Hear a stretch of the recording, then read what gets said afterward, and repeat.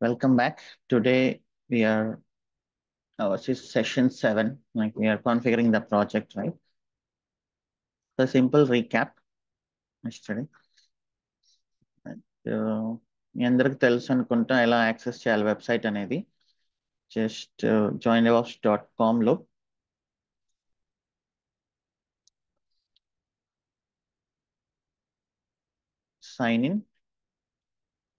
Sign up కూడా ఈజీగా అయిపోవచ్చు.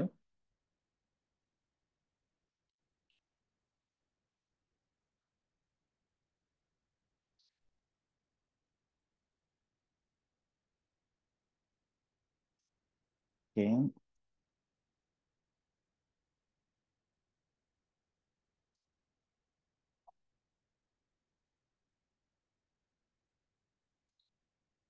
Sign in and my enrolments. So మీరు పేమెంట్ చేసినప్పుడు ఏదైతే మెయిల్ ఐడి వాడతారో అదే మెయిల్ ఐడి. ఓకే, అండ్ మీకు మై ఎన్రోల్మెంట్స్లోకి వెళ్ళండి.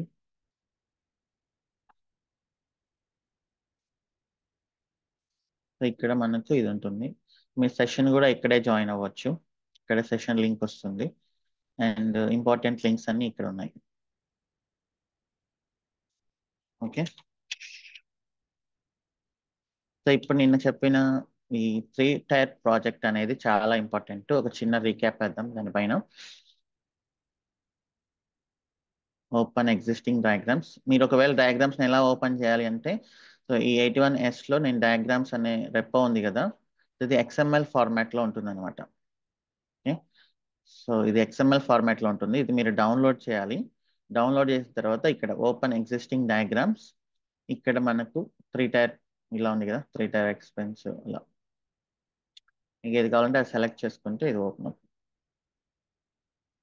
రైట్, సో నిన్న మనం 3-tier ఆర్కిటెక్చర్ని మనం రెస్టారెంట్ మోడల్తో పోలుస్తూ మనం డిస్కస్ చేసాం కదా. Okay, open from device and 3-tier.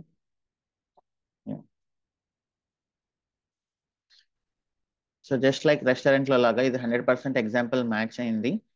So 3-tier architecture అనేది చాలా ఇంపార్టెంట్. అది మీరు ఏ ప్రాజెక్ట్లోకి వెళ్ళినా కూడా, అది జావా ప్రాజెక్ట్ అయినా, పైథాన్ అయినా, నోట్ జేఎస్ అయినా, .NET అయినా, గో లాంగ్వేజ్ అయినా, ఎవ్రీథింగ్ ఇలానే ఉంటుంది ప్రాజెక్ట్ అక్కడ.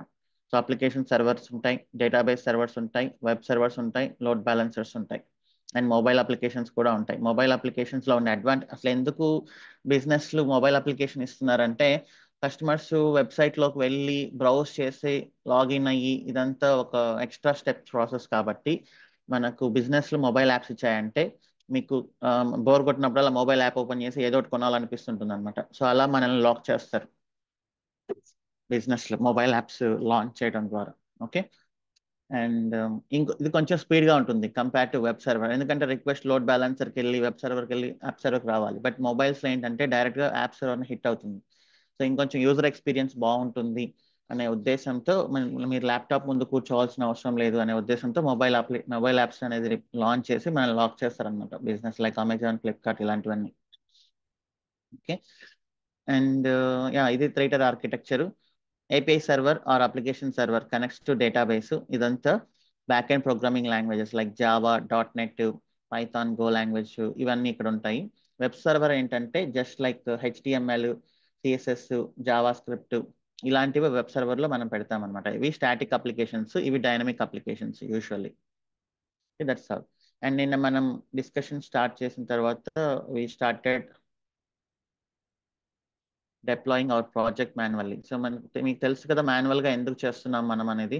సో మాన్యువల్గా చేసి మీకు ట్రబుల్ షూటింగ్ చేసి మీరు కానీ ఇష్యూస్ రిజాల్వ్ చేయగలిగితేనే మనం దాన్ని డెవాప్స్ యూస్ చేసి ఆటోమేట్ చేయగలం. మాన్యువల్గా మీకు ప్రాసెస్ అర్థం కాలేదు అనుకున్నప్పుడు, మాన్యువల్గా ఏం జరుగుతుందో మీకు తెలియదు అనుకున్నప్పుడు we cannot automate it. Okay, so driving అనేది మాన్యువల్గా ఎలా చేస్తారో తెలిస్తేనే మనం ఆటో పైలట్ మోడ్లోకి వెళ్ళగలం. సో ఆటో పైలట్ మోడ్ అనేది 100% వర్కౌట్ అవ్వదు కదా. ఏ సిస్టంలో కూడా 100% ఆటోమేషన్ అనేది వర్కౌట్ అవ్వదు. సో 99.9%, 99% ఆటోమేషన్ కుదురుతుంది. సో మిగతాదంతా మాన్యువల్ తెలిసిన వాళ్ళకే వాళ్ళు ఫుల్ ఫ్లెక్స్డ్గా ఏదైనా చేయగలరు. So that is why I'm concentrating more time on manual. మాన్యువల్గా చెప్పిన తర్వాత మీ ఇష్టం వచ్చినట్లు మీరు ఆటోమేట్ చేయొచ్చు ప్రాజెక్ట్స్లో. సో తర్వాత డేటాబేస్ సర్వర్ గురించి డిస్కస్ చేసాం. డేటాబేస్ సర్వర్లో డేటా ఉంటుంది. సో ఈ అన్ని సర్వర్స్లో కల్లా డేటాబేస్ సర్వరే వెరీ క్రూషియల్. బికాస్ డేటా కానీ మిస్ అయింది అంటే ఇక మనం ఏం చేయలేం. యాప్ సర్వర్ పోయినా పర్లేదు, వెబ్ సర్వర్ పోయినా పర్లేదు, లోడ్ బ్యాలెన్సర్ పోయినా పర్వాలేదు, విత్ ఇన్ మినిట్స్లో వీటిని మళ్ళీ మనం క్రియేట్ చేయగలం. బట్ డేటాని ఎవరు తీసుకురాలేరు అనమాట. సో దానికి ఇంకా సపరేట్ టీమ్ ఉంటుంది. వాళ్ళు ఏంటంటే డైలీ డేటాని బ్యాకప్ తీసుకోవడము అండ్ దెన్ స్టోర్ చేయడము ఇట్లాంటివన్నీ వాళ్ళు హ్యాండిల్ చేస్తూ ఉంటారు. డేటాబేస్ సర్వర్లో మనం స్కీమా అండ్ డేటాబేస్లను ఉంటాయి. దీంట్లో టేబుల్స్ అనేవి ఉంటాయి అన్నమాట. ఓకే. సో యూజర్ స్కీమా సపరేట్గా మనకు అండ్ దెన్ ఆర్డర్ స్కీమా సపరేట్గా అలా ఉంటుంది అనమాట. సో ప్రతి స్కీమాలో మనకు కొన్ని టేబుల్స్ ఉంటాయి. టేబుల్స్లో కాలమ్స్ ఉంటాయి. So this is the structure, that's all. And నిన్న మనం డేటాబేస్ సర్వర్ ఇన్స్టాల్ చేసాం. MySQL సర్వర్ని ఇన్స్టాల్ చేసి క్లయింట్ ద్వారా కనెక్ట్ అయ్యాం. సో ఒక్కసారి మళ్ళీ స్టార్ట్ చేద్దాం ఇవన్నీ. డాక్యుమెంటేషన్లో ఇక్కడ క్లియర్గా ఉంది చూడండి స్టెప్స్ అనేది.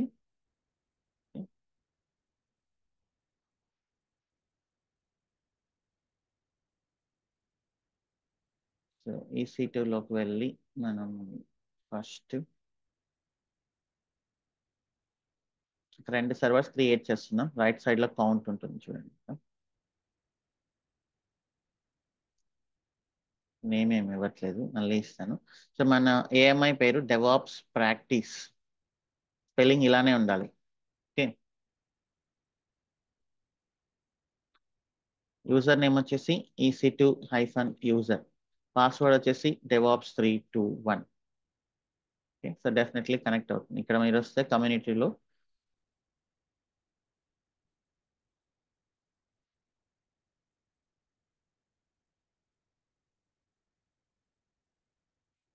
సో ఇది free టైరే, no worries.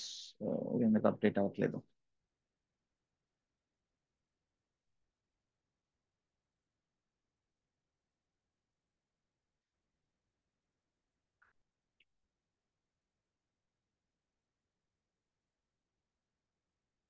DevOps practice.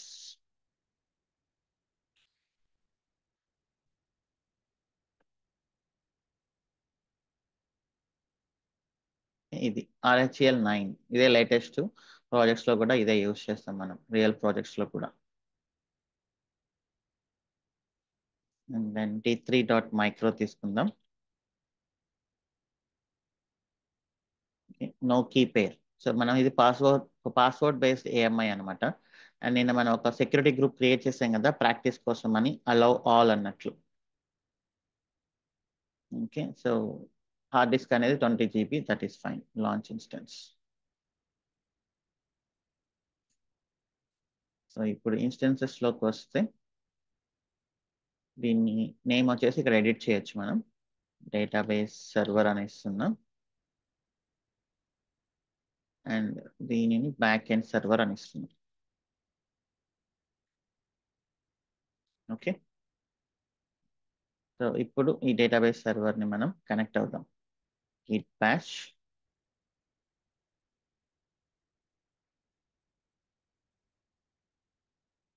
ssh EC2-user@this one.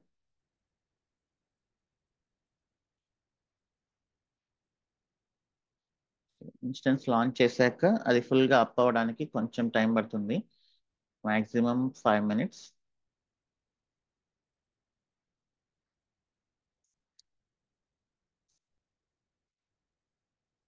Yes, DevOps321. So ఎందుకు మనం సపరేట్ AMI వాడుతున్నాం అంటే ఇక్కడ మనం లోపల కొన్ని సెట్టింగ్స్ చేసాం. ఈ కలర్స్ కానీ కొన్ని డిఫాల్ట్ ప్యాకేజెస్ ఇన్స్టాల్ చేయడం కానీ ఇలాంటివన్నీ చేసాం అనమాట.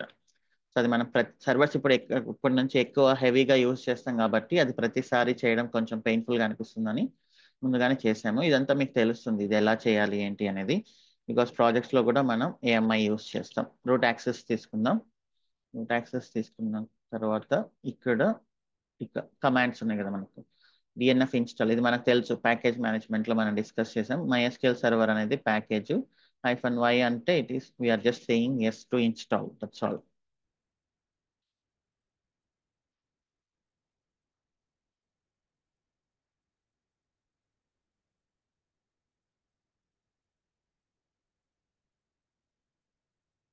సో ప్రతి సర్వర్ సాఫ్ట్వేర్ కి క్లయింట్ సాఫ్ట్వేర్ అనేది మ్యాండేటరీ అనమాట కనెక్ట్ అవ్వడానికి.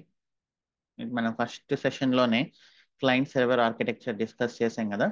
ప్రతి సర్వర్ అది లైక్ మీరు ఫేస్బుక్ అనేది ఒక సర్వర్ అయితే దాన్ని కనెక్ట్ అవ్వాలి అంటే మనం ఫేస్బుక్ ఎంప్లాయీస్ కనెక్ట్ అవ్వాలి అంటే గిట్ బ్యాష్ లాంటిది యూస్ చేస్తారు. ఫేస్బుక్ యూజర్స్ కనెక్ట్ అవ్వాలి అంటే browser is a client they. మీరు ఏ క్లయింట్ యూస్ చేస్తున్నారు అనేది అనవసరం.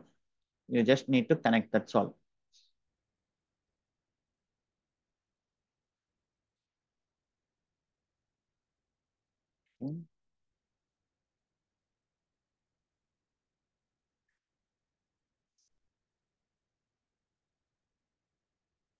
సో MySQL సర్వర్ అనేది కొంచెం హెవీ ప్యాకేజ్ అనమాట, డేటాబేస్ కదా.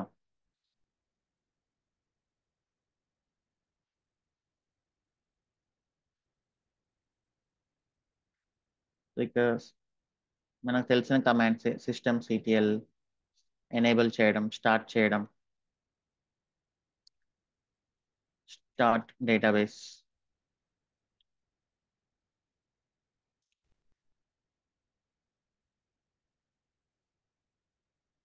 అండ్ రూట్ పాస్వర్డ్ సెటప్ చేస్తున్నాం. So by default MySQL install అయినప్పుడు యూజర్ నేమ్ వచ్చేసి రూట్ ఉంటుంది అడ్మిన్స్ కి, అండ్ దెన్ పాస్వర్డ్ మనం సెటప్ చేయాలి. సో అదే పాస్వర్డ్ మనం ఇక్కడ సెటప్ చేస్తున్నాం. ఓకే, అండ్ దెన్ ఇప్పుడు నేను జస్ట్ MySQL, సరే ఇప్పుడు MySQL రన్ అవుతుందా లేదా చెక్ చేయడానికి what is the command?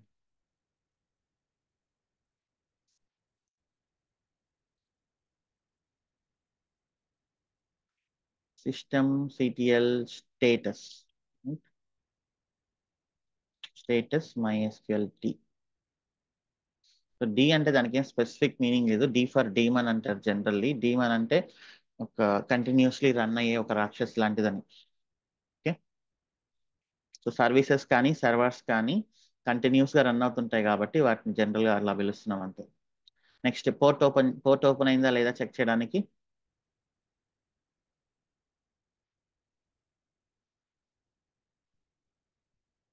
Net start -lntp. So 3306. Okay, and then process command, process run అవుతుందా లేదా చెక్ చేయడానికి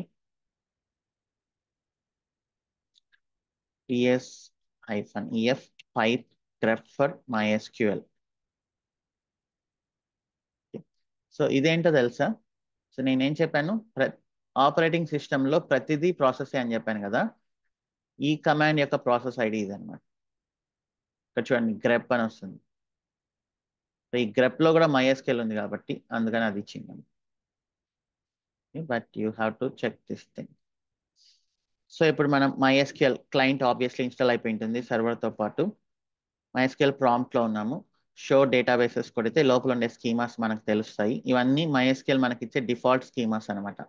సో మీరు ఏదో ఒకటి సెలెక్ట్ చేసుకుంటారు, యూజ్ MySQL అని.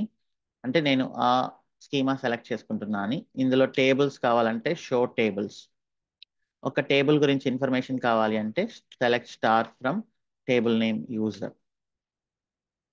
సో ఇలా స్టోర్ అవుతుంది డేటా అనేది డేటాబేస్ లో. Okay, so this is all about database. Now we will discuss about back end server.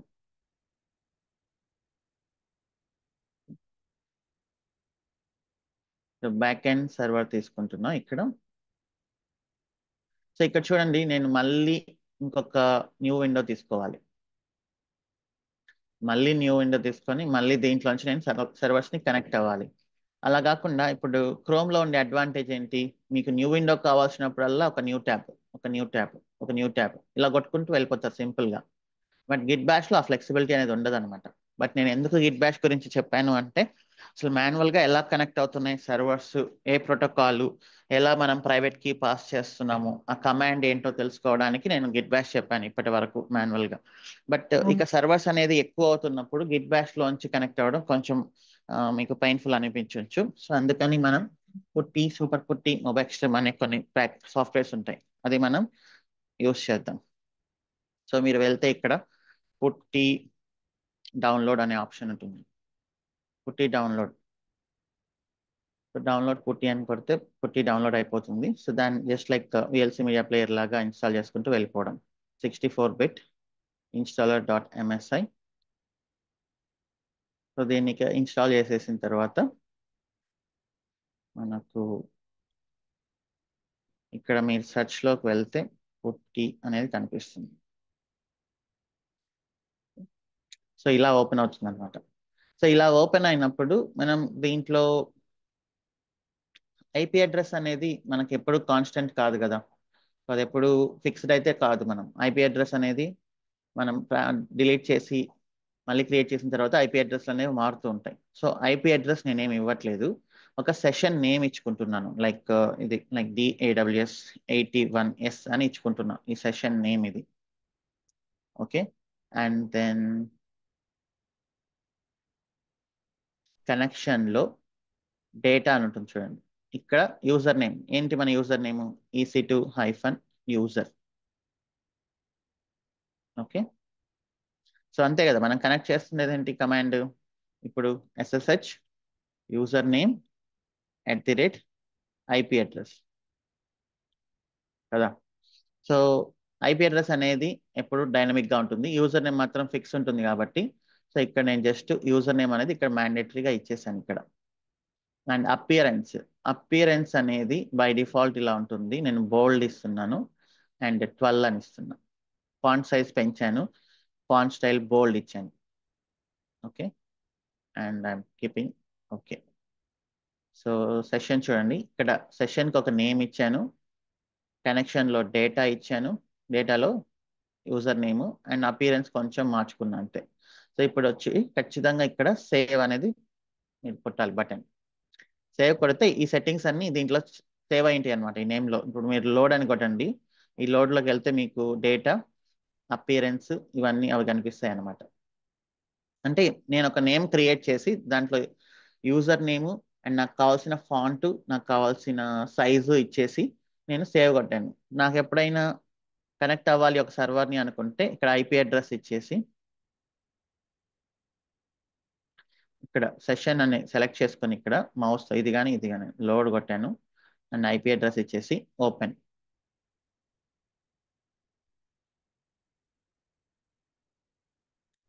Okay, password మాత్రం మనం సేవ్ చేయలేము. సో ఇలా వస్తుంది మనకు పుట్టి. ఓకే, సో ఈ పుట్టిలో కూడా మనకేమి న్యూ ట్యాబ్ ఆప్షన్ అనేది ఉండదు. పుట్టి అనేది ప్రాజెక్ట్స్లో హెవీగానే యూస్ చేస్తారు. బట్ న్యూ ట్యాబ్ ఆప్షన్స్ కావాలి అంటే మనం ఏం చేయాలి అంటే సూపర్ పుట్టి అనేది ఒకటి ఉంటుంది. ఈ పుట్టికి on top of it they return one more software, super PuTTY. Download super పుట్టి.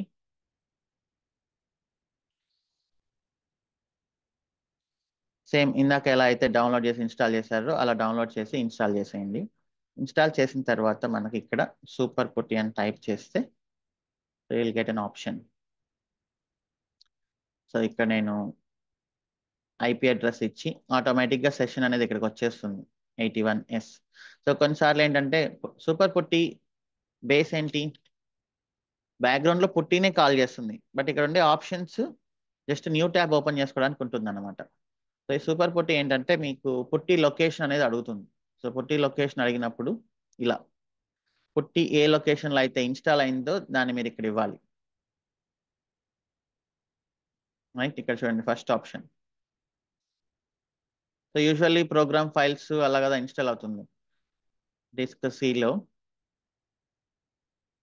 ప్రోగ్రామ్ ఫైల్స్ లో పుట్టి ఈ .exe అనేది మీరు సెలెక్ట్ చేసుకోవాలన్నమాట అక్కడ. ఓకే, సో మ్యాక్ ఉండే వాళ్ళకైతే ఇవేం అవసరం లేదు, జస్ట్ టెర్మినలే ఇంకా ఫ్లెక్సిబుల్గా ఉంటుంది. ఆ టెర్మినల్లో మీ ఇష్టం వచ్చినట్లు మీరు ఇంకా ఫ్లెక్సిబుల్గా కాన్ఫిగర్ చేసుకోవచ్చు ఏదైనా కూడా. ఓకే, యా, ఇది సింపుల్ ఇన్స్టాలేషన్స్. అండ్ ఇక్కడికి వచ్చిన తర్వాత నేను ఎంటర్ కొట్టాను అంటే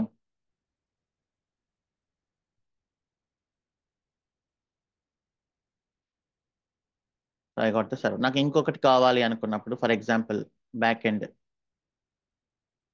ఇది బ్యాక్ ఎండ్ డేటాబేస్ కదా. ఇంకోటి కావాలి అనుకున్నప్పుడు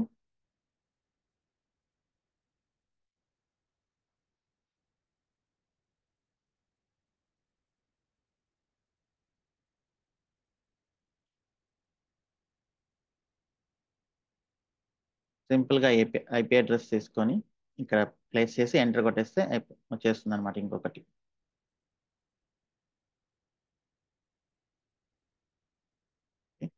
సో ఇదేంటి బ్యాక్ ఎండ్, ఇక్కడ మీరు రీనేమ్ చేసుకోవచ్చు ఈ ట్యాబ్ని. So this is back end, this is database.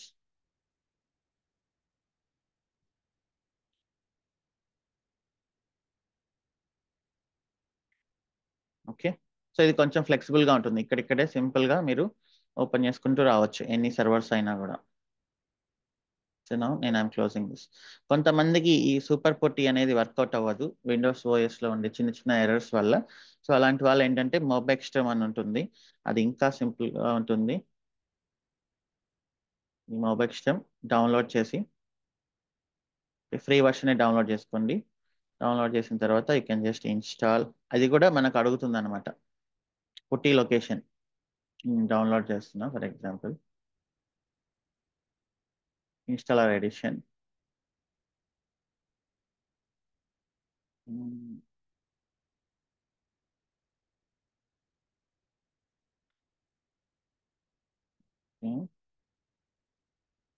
Just dot Microsoft MSI file అని వస్తుంది.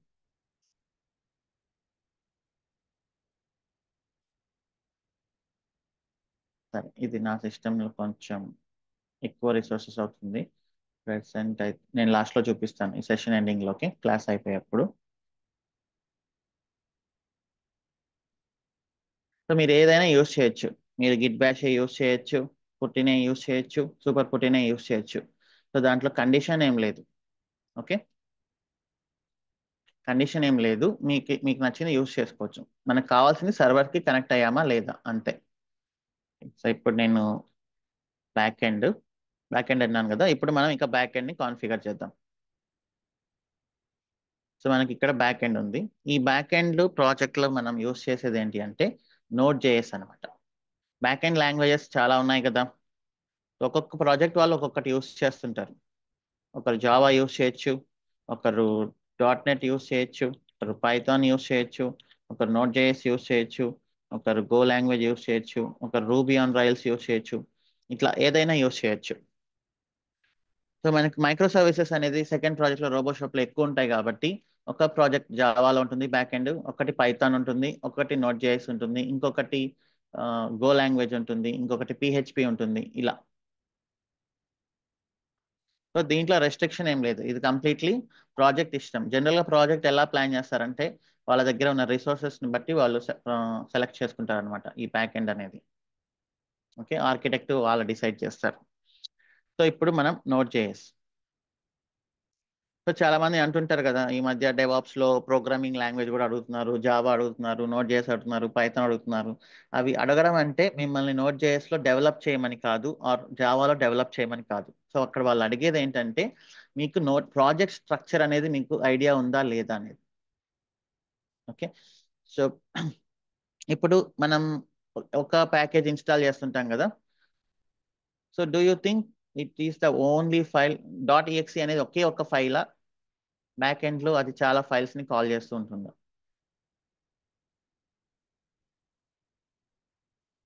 ఇన్స్టాల్ అయ్యేప్పుడు. సో మనం డిపెండెన్సీస్ అని మాట్లాడుకున్నాం కదా మనం.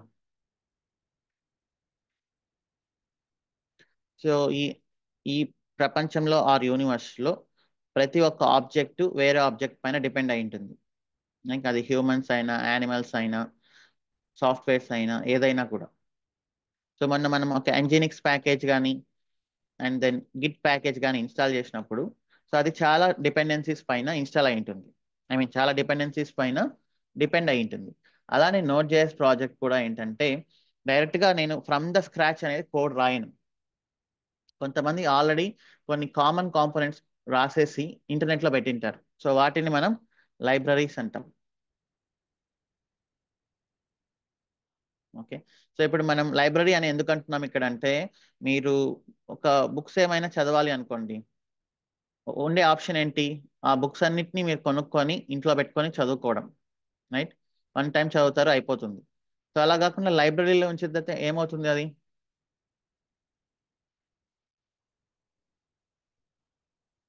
What is library here? Whenever you want, you can consume. No need to buy. And it is common for everyone. Kada? Many people can use it.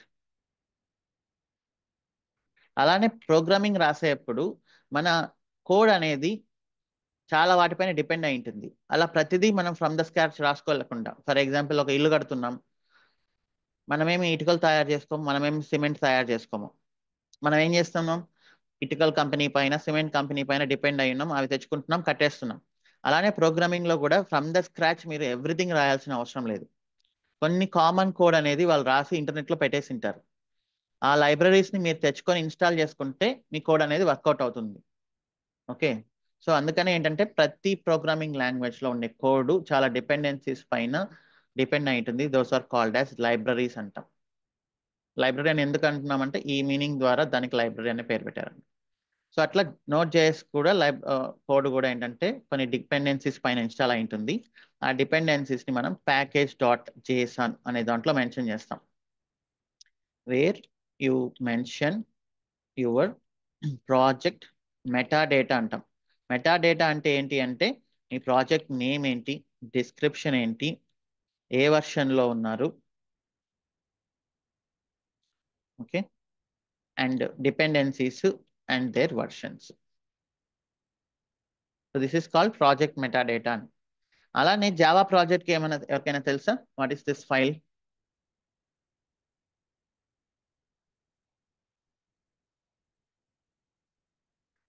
So దీన్నే build file అని కూడా అంటాం. Note జేఎస్కి ఇది.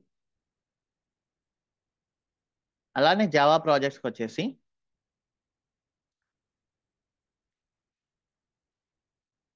ఇక్కడ బిల్డ్ ఫైల్ ఏంటి అంటే pom.xml. So దీంట్లో కూడా సేమ్ ఇన్ఫర్మేషన్ ఉంటుంది. నేమ్ ఏంటి, ప్రాజెక్ట్ డిస్క్రిప్షన్ ఏంటి, and then dependencies and their versions. So ఇది లేకుండా మీ ప్రోగ్రామ్ మీరేం చేయలేరు అనమాట. Sorry. So this is mandatory. అలానే పైథాన్ ప్రాజెక్ట్స్కి ఏముంటుందంటే, anyone knows?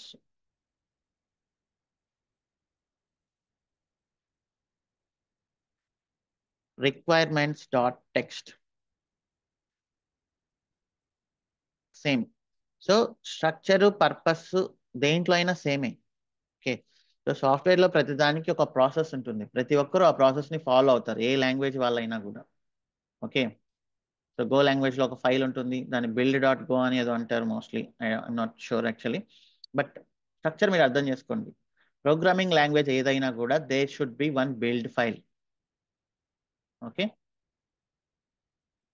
And there are some source code files. So ఇప్పుడు వీటన్నిటిని ఇన్స్టాల్ చేయాలి అంటే ఒక ప్యాకేజ్ కావాలి. సో ఇక్కడ నోట్ జేఎస్లో బిల్డ్ టూల్ ఏంటి?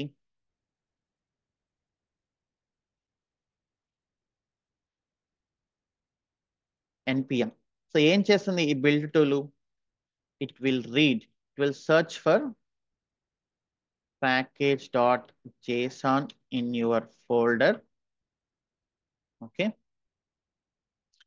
And it will get the dependencies or libraries. నేను ఏమన్నా కూడా సేమే, డిపెండెన్సీస్ అన్నా లైబ్రరీస్ అన్నా రెండు సేమే, from internet.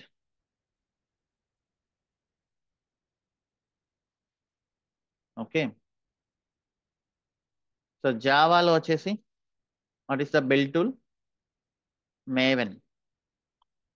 It will search for pom.xml. Purpose అయితే సేమ్ చూడండి.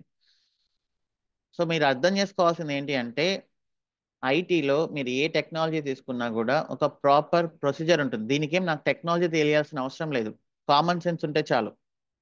ఇప్పుడు నేను ఏం చెప్తున్నా, జావా, పైథాన్. రేపు పొద్దున ఇంకొక programming language, for example go language అనేది ఫేమస్ అవుతుంది. సో మీరు ఏం అర్థం చేసుకోవాలి? సో నేను జావా నాకు తెలుసు, గో లాంగ్వేజ్లో కూడా ఒక బిల్డ్ ఫైల్ అనేది ఉంటుంది, అది మ్యాండేటరీ. అండ్ దెన్ ఆ బిల్డ్ ఫైల్ని రీడ్ చేసి ఇంటర్నెట్లోంచి డిపెండెన్సీస్ తీసుకురావడానికి డెఫినెట్లీ ఒక టూల్ అయితే ఉంటుంది, ఒక బిల్డ్ టూల్. సో ఇలా మీరు అర్థం చేసుకుంటూ వెళ్ళాలి టెక్నాలజీని. సో ఆ కామన్ సెన్స్ అనేది ఎక్కువ వర్కౌట్ అవుతుంది. సో ఇక్కడ బిల్డ్ ఫైల్ ఏంటి పైథాన్లో? పిప్.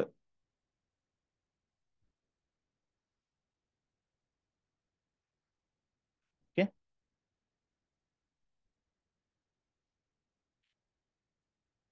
సో అక్కడ వాళ్ళు డిస్క్రిప్షన్ లో జావా వచ్చిండాలి, నోట్ జేఎస్ వచ్చిండాలి, పైథాన్ వచ్చిండాలి అంటే ప్రోగ్రామింగ్ లాంగ్వేజ్ డెవలప్ చేయడం వచ్చి ఉండాలి అని కాదు.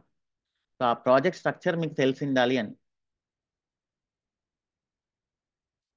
సో ఇప్పుడు నేను నోట్ జేఎస్ ప్రాజెక్ట్ ని రన్ చేయాలి అంటే నోట్ జేఎస్ ని సర్వర్ లో ఇన్స్టాల్ చేయాలి కదా. సో ఇప్పుడు నేను తెలుగులో మాట్లాడుతున్నాను, మీకు అర్థమవుతుంది, because in your brain Telugu language compiler is installed, Telugu language is installed in your brain. అలానే కంప్యూటర్లో నేను నోట్ జేఎస్ ప్రోగ్రామ్స్ రాస్తున్నాను అంటే అది రన్ చేయాలి అంటే నోట్ జేఎస్ ఇన్స్టాల్ అయి ఉండాలి. నోట్ జేఎస్ రాసి నేను పైథాన్ కానీ ఇచ్చానంటే ఆబ్వియస్లీ అది వర్కౌట్ అవ్వదు కదా. సో నేను నోట్ జేఎస్ అని ఫిక్స్ అయ్యాను, so I have to install note JS. సరే, ఇప్పుడు నోట్ జేఎస్ ఏ వర్షన్ యూస్ చేయాలి అనేది డెవలపర్స్ మనకు చెప్తారు.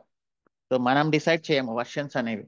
సో డెవలపర్స్, ఆర్కిటెక్ట్స్ వాళ్ళ కంపాటబిలిటీని బట్టి వాళ్ళు మనకి డిసైడ్ చేస్తారు. వాళ్ళు మనకి చెప్పేది ఏంటి అంటే నాకు నోట్ జేఎస్ 20 వర్షన్ కావాలి అంటారు. సో మనం వెళ్ళి ఇక్కడ sudo su tnf module list note JS.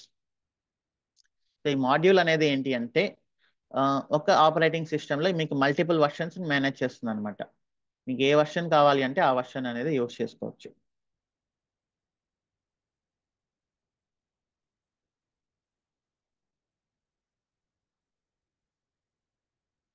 మీకు ఏ వర్షన్ కావాలో దాన్ని ఎనేబుల్ చేసుకోవచ్చు, మీకు అవసరం లేని దాన్ని డిసేబుల్ చేసుకోవచ్చు.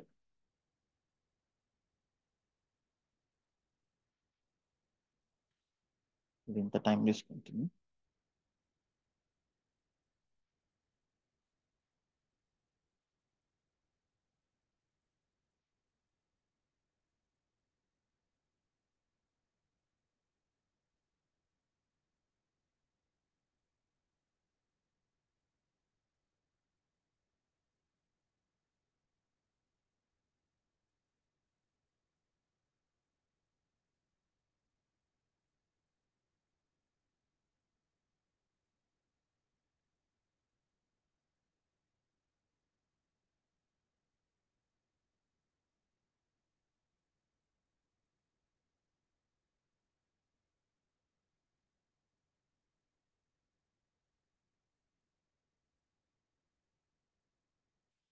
సో ఇక్కడ ఏం చూపిస్తున్నారు వర్షన్స్ వీళ్ళు మనకు?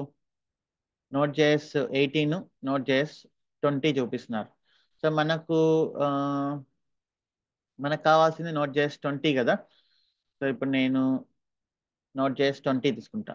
సో 20 కావాలి అంటే మీకు simple, disable DNF module disable node JS 18 అని ఇస్తాను ఇక్కడ. I will change this. Node JS 18 ని డిసేబుల్ చేస్తున్నా. Okay. And then node JS 20ని ఎనేబుల్ చేస్తాను.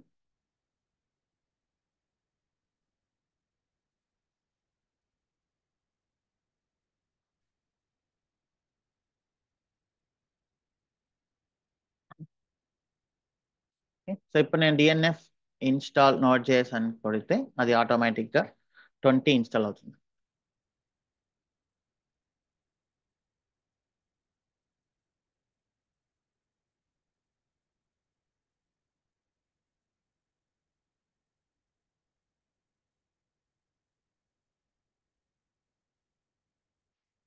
సో నోట్ జేఎస్ 20 అనేది ఇన్స్టాల్ అయింది.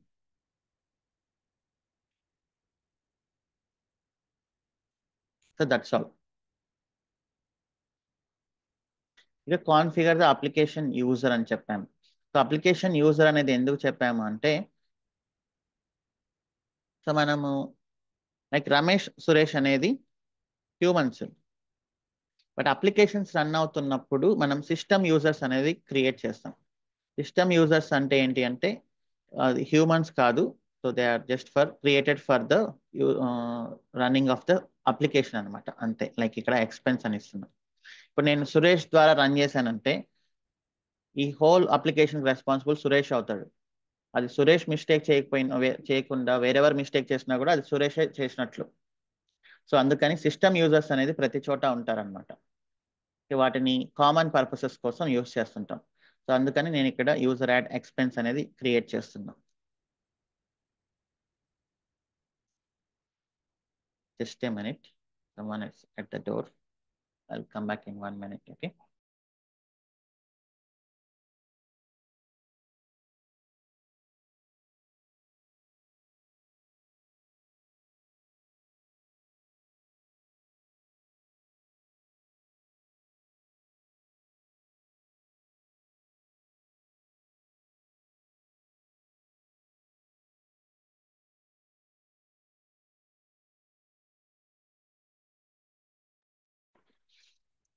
So this is called service user or system user. You will get more clarity going forward. And then, so application ni oka folder lo పెడుతున్నాం, అది /app అనే folder లో. Use this folder to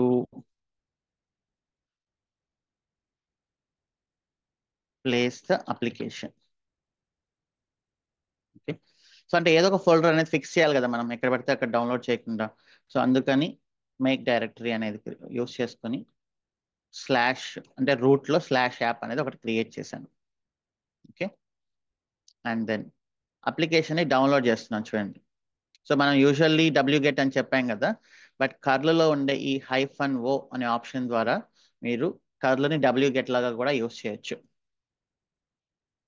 -o అంటే output ఎక్కడ నేను temp డైరెక్టరీలో place చేస్తున్నా /tmp. /tmp అనేది ఏంటి అంటే టెంపరీ ఫైల్స్ అనమాట, not an important files. So టెంపరీగా నేను డౌన్లోడ్ చేసి ఈ లొకేషన్లో పెడుతున్నాను.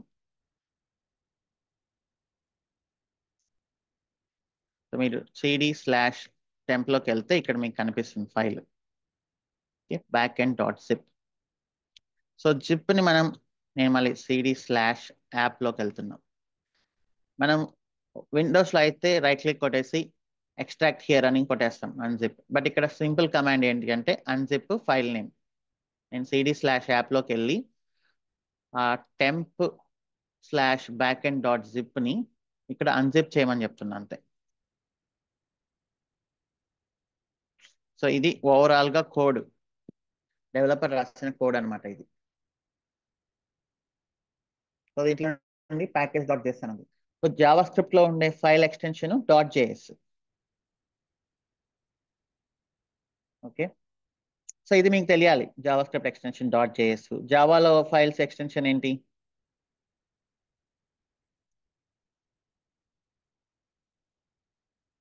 సో ఇక్కడ Node.js ఎక్స్టెన్షన్ వచ్చేసి సోర్స్ ఫైల్స్ అంటాం. సోర్స్ అంటే ఏం లేదు, కోడ్ అన్నట్టు. .js స్టార్ అని పెడుతుంది, star.js. సో ఇక్కడ Node.js ఇది. జావాలో .java. సో పైథాన్లో .py, PHPలో .php, అంతే. సో ఇంత ఇంకా స్ట్రక్చర్ అంటే మీరు అర్థం చేసుకోవాల్సింది, అంతే తప్ప లోపలికి వెళ్ళేసి కోడ్ని మీరు రాయడం ఇలాంటివన్నీ అవసరం లేదు డెవాప్స్ ఇంజనీర్స్కి. వాళ్ళు ఎంత పెద్ద కోడ్ అయినా రాసుకొనివ్వండి, అది 100 ఫైల్సా 1000 ఫైల్సా 10,000 ఫైల్స్ అయినా కూడా. Okay. What we care about is package.json is exist or not and the file extensions are there or not, అంతే. cat package.json. సో ఇక్కడ చూడండి, మీకు నేము, వర్షన్, డిస్క్రిప్షన్ ఇదంతా మెటా డేటా అనమాట. ఇక్కడ డిపెండెన్సీస్ అనేది పెట్టున్నాం. మీకు ఏ లైబ్రరీ కావాలి, ఏ వర్షన్ కావాలి. ఓకే. సో ఇప్పుడు నేను అన్జిప్ చేశాను కాబట్టి npm install అనే కమాండ్ ఏం చేస్తుంది, ఆ ఫోల్డర్లో package.json ఉందా లేదా అనేది చెక్ చేసుకొని, సో దాంట్లో ఈ లైబ్రరీస్ అన్నిటిని చూసి దీనిని ఇంటర్నెట్లోంచి డౌన్లోడ్ చేస్తుంది అనమాట. మీకు కావాలంటే ఈ కోడ్ ఏముందో చూసుకోవచ్చు .js ఫైల్స్లో. ఓకే, సో 12 ప్యాకేజెస్, 83 ప్యాకేజెస్ని డౌన్లోడ్ చేస్తుంది. అంటే ఇది ఒక్కటే అని కాదు, ఇది ఇంకా వేరే వాటిపైన డిపెండ్ అయి ఉంటుంది, వాటిని కూడా తీసుకొచ్చి డౌన్లోడ్ చేస్తుంది అనమాట. ఇలా చేశాక మీకు ఇక్కడ చూస్తే node_modules అనే ఒక కొత్త ఫోల్డర్ క్రియేట్ అయి ఉంటుంది. సో దీంట్లో ఉంటాయి మొత్తం డిపెండెన్సీస్ అన్ని. ఓకే, సో ఇది మీకు అర్థం కావాల్సింది ఒక స్ట్రక్చర్. సో ఇప్పుడు సమ్మరైజ్ Node.js బిల్డ్ ఫైల్ వచ్చేసి package.json. ఓకే, బిల్డ్ టూల్ వచ్చేసి npm నోడ్ ప్యాకేజ్ మేనేజర్ అంటారు.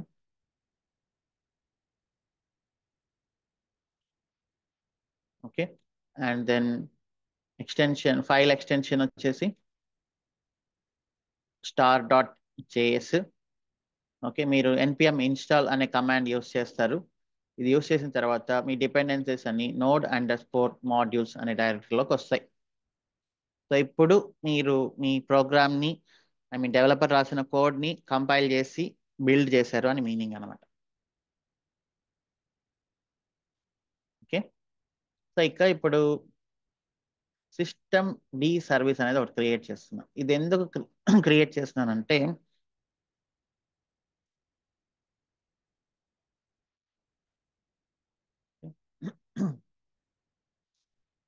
నేను system CTL R first DNF install nginx -y అని ఇచ్చాను. సారీ, అంటే nginx ని నేను ఇంటర్నెట్లోంచి తీసుకొని వచ్చి ఇక్కడ ఇన్స్టాల్ చేశాను. సిస్టమ్ సిటిఎల్ స్టార్ట్ nginx అని ఇస్తున్నా. ఇది nginx ని స్టార్ట్ చేస్తుంది. సో ఇది నేను ఆటోమేటిక్గా ఇన్స్టాల్ చేశాను కాబట్టి ఇలా. సో బ్యాక్ ఎండ్ని కూడా నేను స్టార్ట్ చేయాలి అంటే జనరల్గా ఏం చేయాలి అంటే, ఇక్కడ చూడండి, ఈ కమాండ్ రన్ చేయాలి. అంటే ఒక ఫైల్ని అయితే రన్ చేయాలి కదా, ఇండెక్స్ ఫైల్. ఇక్కడ మీకు చూస్తే ఇండెక్స్ ఫైల్ అనేది ఉంది ఇక్కడ, index.js. సో index.js అంటే ఏంటి, ఏదో ఒక ఫైల్ని స్టార్ట్ చేస్తే అది మిగతా వాటన్నిటిని స్టార్ట్ చేసుకుంటూ వెళ్తుంది. సో మీ దగ్గర ఒక టీమ్ లీడర్ దగ్గర ఒక 100 మంది పర్సన్స్ ఉన్నప్పుడు అతను 100 మంది పర్సన్స్ని డైరెక్ట్గా మేనేజ్ చేయకుండా ఒక పర్సన్ని పాయింట్ ఆఫ్ కాంటాక్ట్గా పెట్టుకొని, so that is the hierarchy కదా. ఒక సిఇఓ ఉంటాడు, సిఇఓ వచ్చేసి కింది లెవెల్లో ఉండే అందరూ ఎంప్లాయీస్ని టేక్ కేర్ చేయలేడు. సో అతను ఏం చేస్తాడు, అతని పాయింట్ ఆఫ్ కాంటాక్ట్ ఒకరు ఉంటారు, సో అతను వాళ్ళతో కాంటాక్ట్ అవుతాడు, వాళ్ళ కింద వాళ్ళతో అలా. సో ఒక ప్రోగ్రామింగ్ లాంగ్వేజ్లో ఒక మెయిన్ ఫైల్ అనేది ఒకటి ఉంటుంది, అది ఏంటో మనకు డెవలపర్స్కే తెలిసి ఉంటుంది అనమాట. సో వాళ్ళు ఈ కమాండ్ ఇస్తారు, సో నా అప్లికేషన్ రన్ అవ్వాలి అంటే మీరు ఇదంతా చేసిన తర్వాత ఇలా ఇవ్వాలి అని. అంటే మనం నోడ్ యూస్ చేసి index.js అనే దాన్ని రన్ చేస్తున్నాం, దాని మీనింగ్. ఇది రన్ చేస్తే మీ అప్లికేషన్ అనేది స్టార్ట్ అవుతుంది అనేది మనకు డెవలపర్ ఇస్తాడు. బట్ ఇది నేను ప్రతిసారి వెళ్ళి మాన్యువల్గా రన్ చేసి స్టాప్ చేసుకోకుండా, సో సిస్టమ్ సిటిఎల్ సర్వీస్ లాగా కానీ నేను క్రియేట్ చేస్తే, సో దాన్ని చాలా ఈజీగా స్టాప్ చేయడం, ఎనేబుల్ చేయడం, స్టార్ట్ చేయడం అవన్నీ చేసుకోవచ్చు. సో సిస్టమ్ సిటిఎల్ సర్వీస్ కంటూ ఒక చిన్న సింటాక్స్ ఉంది అంతే, system CTL service file. So మీరు ఏదైనా యూస్ చేయండి మాన్యువల్గా కానీ ఇదంతా. సో దీనికి ఒక చిన్న సింటాక్స్ ఉంది అనమాట, అదే మీరు హార్డ్గా గుర్తుపెట్టుకోవాల్సిన అవసరం లేదు.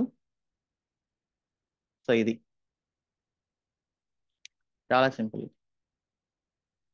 మీరు మాన్యువల్గా ఏది చేయకుండా సిస్టమ్ సిటిఎల్తో మీరు దాన్ని కంట్రోల్ చేయడానికి మీ సర్వీస్ ఏంటి, ఎక్కడ స్టార్ట్ అవుతుంది, దాని డిస్క్రిప్షన్ ఏంటి, దీన్ని మల్టిపుల్ యూజర్స్ రన్ చేయగలరా లేదా, multiple users can do this.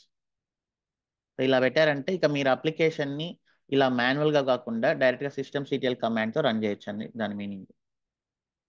So ఈ సిస్టమ్ సిటిఎల్ సర్వీస్ ఎక్కడ ఉంటుంది, దాని సింటాక్స్ అంటే ఇది ఈటీసీ సిస్టమ్ డి, సిస్టంలో ఇక్కడ ఉంటాయి మొత్తం సర్వీస్ ఫైల్స్ అన్ని, ఈ డైరెక్టరీలో మనం క్రియేట్ చేయాలి వాటిని.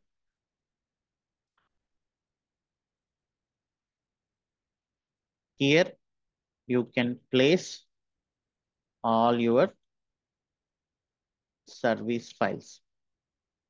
సో ఎక్స్టెన్షన్ వచ్చేసి మస్ట్ అండ్ షుడ్ గా డాట్ సర్వీస్ అని ఉండాలి. సో ఎందుకు ఇక్కడే ప్లేస్ చేయాలి అంటే, సో మనం సిస్టమ్ సిటీలో ఎనేబుల్ అని పెట్టాం కదా, మన లైనక్స్ సర్వర్ స్టార్ట్ అయ్యేప్పుడు డైరెక్ట్గా ఈ డైరెక్టరీలోకి వెళ్తుంది అది. ఈ డైరెక్టరీలోకి వెళ్ళి డాట్ సర్వీస్ ఫైల్స్ ఏమైనా ఉన్నాయా, ఒకవేళ ఉంటే అవి ఎనేబుల్ చేసి ఉన్నాయా అనేది చెక్ చేసుకుంటుంది అక్కడ. సో ఇప్పుడు నేను చేసి చూస్తాను చూడండి. విఐఎం కమాండ్ యూస్ చేసి నేను ఇక్కడ క్రియేట్ చేస్తున్నా. Insert and this is the description. So ఇది కదా, ఇక్కడ డీబీ హోస్ట్ అని ఇచ్చాను. ఎందుకు ఇచ్చాను ఇక్కడ డీబీ హోస్ట్ అనేది? సో యాప్ సర్వర్ డీబీ సర్వర్ని కనెక్ట్ అవ్వాలి కదా. So app server is depending on DB server, right or not? App server DB సర్వర్ని కనెక్ట్ అవ్వాలి అంటే ఆ డీబీ సర్వర్ యొక్క అడ్రస్ తెలియాలి కదా ఆబ్వియస్లీ. సో యాప్ సర్వర్ అనేది డీబీ సర్వర్ పైన డిపెండ్ అయ్యింది. ఆ యాప్ సర్వర్ యొక్క ఈ డీబీ సర్వర్ యొక్క ఐపీ అడ్రస్ మనం యాప్ సర్వర్ కి ఇన్ఫార్మ్ చేయాలి. So that is this.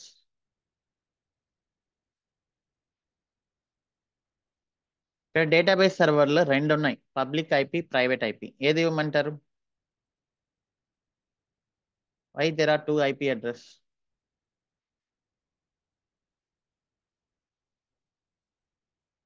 ఇప్పుడు మీ ల్యాప్టాప్లో CMD prompt, command prompt open చేసి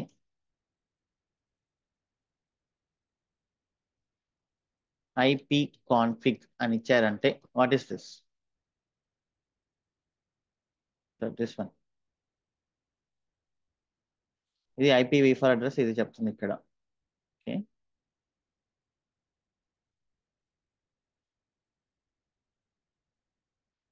బట్ నేను నా బ్రౌజర్లోకి వెళ్ళి what is my IP address అని ఇక్కడ టైప్ చేస్తే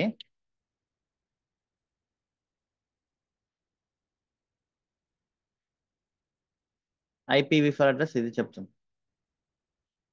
ఎందుకు రెండు ఐపీ అడ్రస్లు ఉన్నాయి సిస్టమ్కి అంటే, అది మీరు based on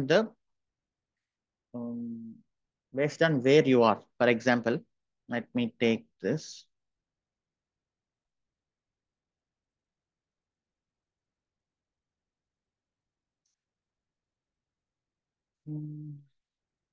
public private IP.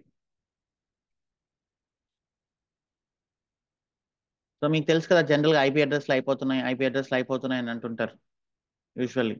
ఎందుకు అయిపోతున్నాయి అంటే, so this is the one. ఇది ఒక హోమ్ అనుకుంటే,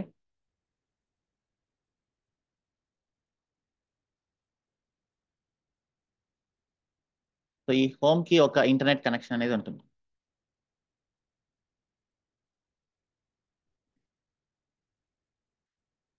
సో ఈ హోమ్ లో మనకు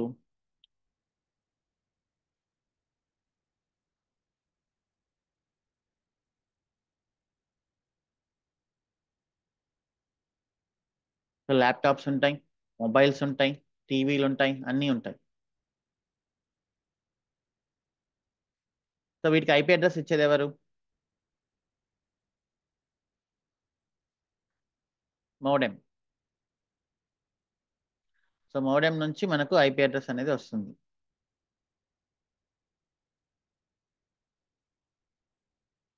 ఓకే, అది ఏదైనా కూడా, మొబైల్ అయినా,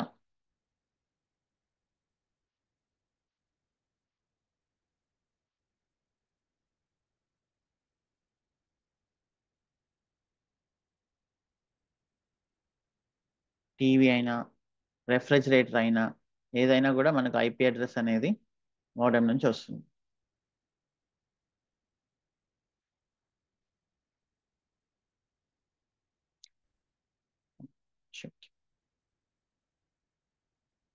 సో ఇప్పుడు నా ల్యాప్టాప్ ఐపీ అడ్రస్ వచ్చేసి ఇది.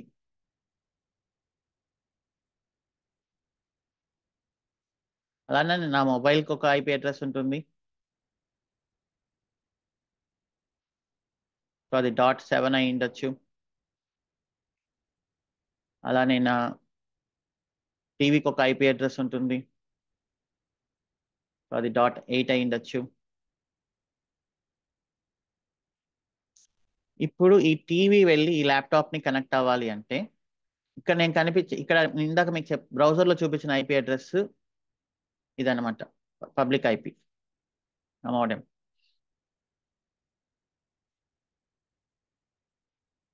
ఓకే, సో ఇప్పుడు నేను ఈ ల్యాప్టాప్ నుంచి టీవీని కనెక్ట్ అవ్వాలి అంటే ప్రైవేట్ ఐపీ అడ్రస్ యూస్ చేయొచ్చా, పబ్లిక్ ఐపీ అడ్రస్ యూస్ చేయాలా? ప్రైవేట్ ఐపీ అడ్రస్ యూస్ చేయాలి. పబ్లిక్ ఐపీ అడ్రస్ ఎవరికి అంటే బయట నుంచి కనెక్ట్ అయ్యే వాళ్ళకి.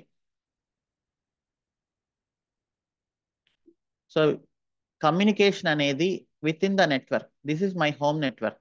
కమ్యూనికేషన్ అనేది విత్ ఇన్ ద నెట్వర్క్ ఉన్నప్పుడు అది ప్రైవేట్ ఐపీ అడ్రస్ యూస్ చేసుకొని కమ్యూనికేట్ అవుతుంది.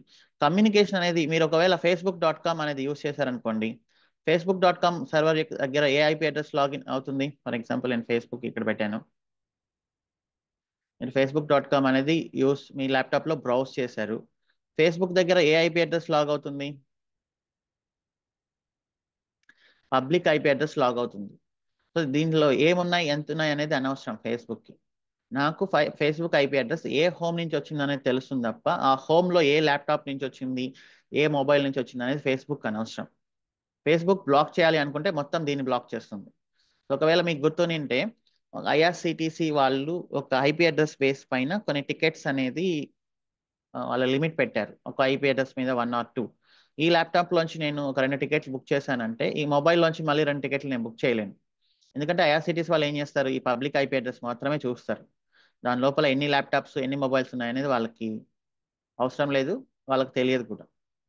So with in the network మీరు ఏ 2 కంప్యూటర్స్ మధ్యలో అయినా కమ్యూనికేషన్ ఎస్టాబ్లిష్ చేయాలి అంటే ప్రైవేట్ ఐపీ అడ్రస్ యూస్ చేయాలి. Out side of the network మీరు ఎవరినైనా కమ్యూనికేట్ అవుతున్నారంటే పబ్లిక్ అడ్రస్ అనేది యూస్ చేస్తాం. సో ఇప్పుడు మనకి ఇక్కడ నేను ఏది యూస్ చేయమంటారు?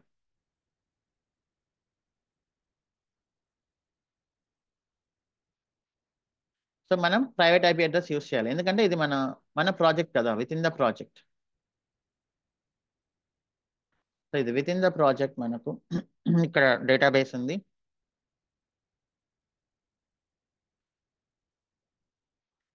అండ్ ఇక్కడ మనకు బ్యాక్ ఎండ్ సర్వర్ ఉంది.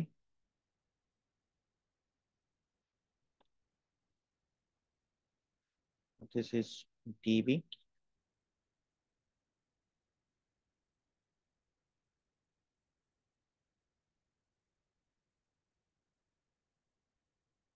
I can save this. So private IP address use చేస్తే మీకు బెటర్. పబ్లిక్ ఐపీ అడ్రస్ కూడా యూస్ చేయొచ్చు, బట్ దానివల్ల ఏంటంటే కొన్ని సెక్యూరిటీ ప్రాబ్లము అలాంటివన్నీ యూస్ వస్తాయి అనమాట. సో ప్రైవేట్ ఐపీ అనేది పక్కనే ఉంది కాబట్టి స్పీడ్గా వచ్చేస్తుంది. సో ఇక్కడ నేను ప్రైవేట్ ఐపీ అడ్రస్ అనేది యూస్ చేయాలి. మీరు ఒకవేళ సిస్టమ్ని స్టాప్ చేసుకొని రీస్టార్ట్ చేశారనుకోండి, ఈ ఐపీ అడ్రస్ అనేది చేంజ్ అవుతుంది. Okay, public IP May change when you restart the system, when you restart the server, but private IP will never change. Delete చేస్తే చేంజ్ అవుతుంది మళ్ళీ. ఓకే, అని చెప్పేసి స్టాప్ అండ్ స్టార్ట్.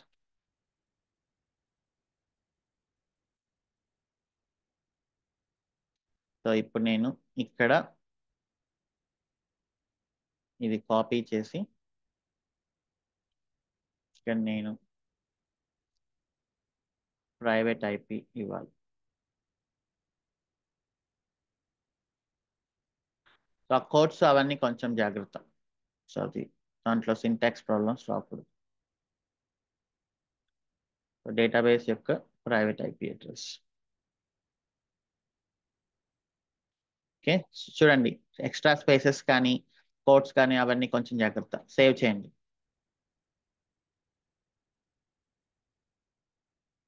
ఓకే, అయిపోయిందా? So దాని తర్వాత ఇప్పుడు అక్కడ నేను చేంజెస్ చేశాను కాబట్టి ఈ ఫోల్డర్లో మీరు ఏం చేంజెస్ చేసినా, కొత్త ఫైల్స్ రాసిన, ఉన్న ఫైల్స్ని ఎడిట్ చేసిన దాన్ని మీరు systemctl daemon reload అని ఇస్తున్నాం అంతే. అప్పుడు ఏం చేస్తుంది, కొత్తగా ఉండే ఫైల్స్ కానీ మీరు ఏమైనా చేంజెస్ చేసినా అది రీలోడ్ చేస్తుంది అనమాట. సో ఇప్పుడు నేను ఇక systemctl స్టార్ట్ ఎనేబుల్ ఇవన్నీ కొడతాను. ఇది ఫెయిల్ అయ్యే ఛాన్స్ ఉంది, చూద్దాం. systemctl start back end, systemctl enable back end.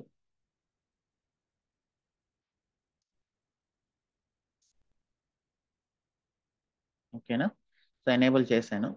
ఇప్పుడు రన్ అవుతుందా లేదా చెక్ చేయాలంటే ఎలా? systemctl status back end. So failed వచ్చింది. Okay, and then netstat port ఏమైనా ఓపెన్ చేసిందా? ఫెయిల్డ్ అని వచ్చింది కాబట్టి ఆబ్వియస్లీ ఓపెన్ చేసి ఉండదు, చేయలేదు. జస్ట్ పోర్ట్ నెంబర్ 22 రన్ అవుతుంది. ps-ef grep node.js అని రన్ చేస్తున్నా. ఇది యాక్చువల్లీ మనకు సంబంధించింది కాదు, మన అప్లికేషన్ సంబంధించింది కాదు. Okay, ignore. సో బట్ ఎందుకు ఫెయిల్ అయింది అని చెక్ చేయాలి అంటే లాగ్స్ చెక్ చేయాలి. లాగ్స్ ఏ లొకేషన్ లో ఉంటాయి? లైనెక్స్ లో లాగ్స్ అనేది var log messages, Linux logs everything here.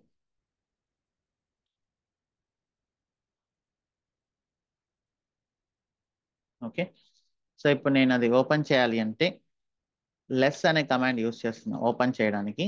Wear log messages. Less అంటే same like VM VIM, var log, but edit చేయలేము మెసేజెస్. ఇప్పుడు నేను కిందికి వెళ్ళాలి అంటే లాగ్ ఫైల్లో షిఫ్ట్ జీ, పైకి వెళ్ళాలి అంటే జీజీ. షిఫ్ట్ జీ కొట్టాను, నేను కిందికి వెళ్ళిపోయాను. సో ఇక్కడ ఎర్రర్ అనేది క్లియర్ గా లాగ్ అయింది చూడండి. అప్ యారో కొట్టండి. సో ఇక్కడ ఎర్రర్ అనేది లాగ్ అయింది. సో ఇది ఎర్రర్. సో ఇది చూస్తుంటే మీకు క్లియర్ గా ఎర్రర్ అనేది ఎక్కడి నుంచి వస్తుంది? అప్లికేషన్ ఏమో స్టార్ట్ అయింది ఫస్ట్, బట్ ఎర్రర్ అనేది ఇక్కడ వచ్చింది చూడండి. So clearly this is error from the database కదా, కనెక్షన్. సో డేటాబేస్ కనెక్షన్ అనేది ప్రాపర్ గా ఎస్టాబ్లిష్ చేయలేకపోతుంది. సో మీరు డేటాబేస్ సర్వర్ యొక్క ఐపీ అడ్రస్ ఇచ్చారు, ఫైన్, బట్ అది ఎస్టాబ్లిష్ చేయలేకపోతుంది. ఎందుకు ఎస్టాబ్లిష్ చేయలేకపోతుంది? నేను ఏమైనా ఎక్స్ట్రా స్కీమాస్ క్రియేట్ చేశాను ఇక్కడ?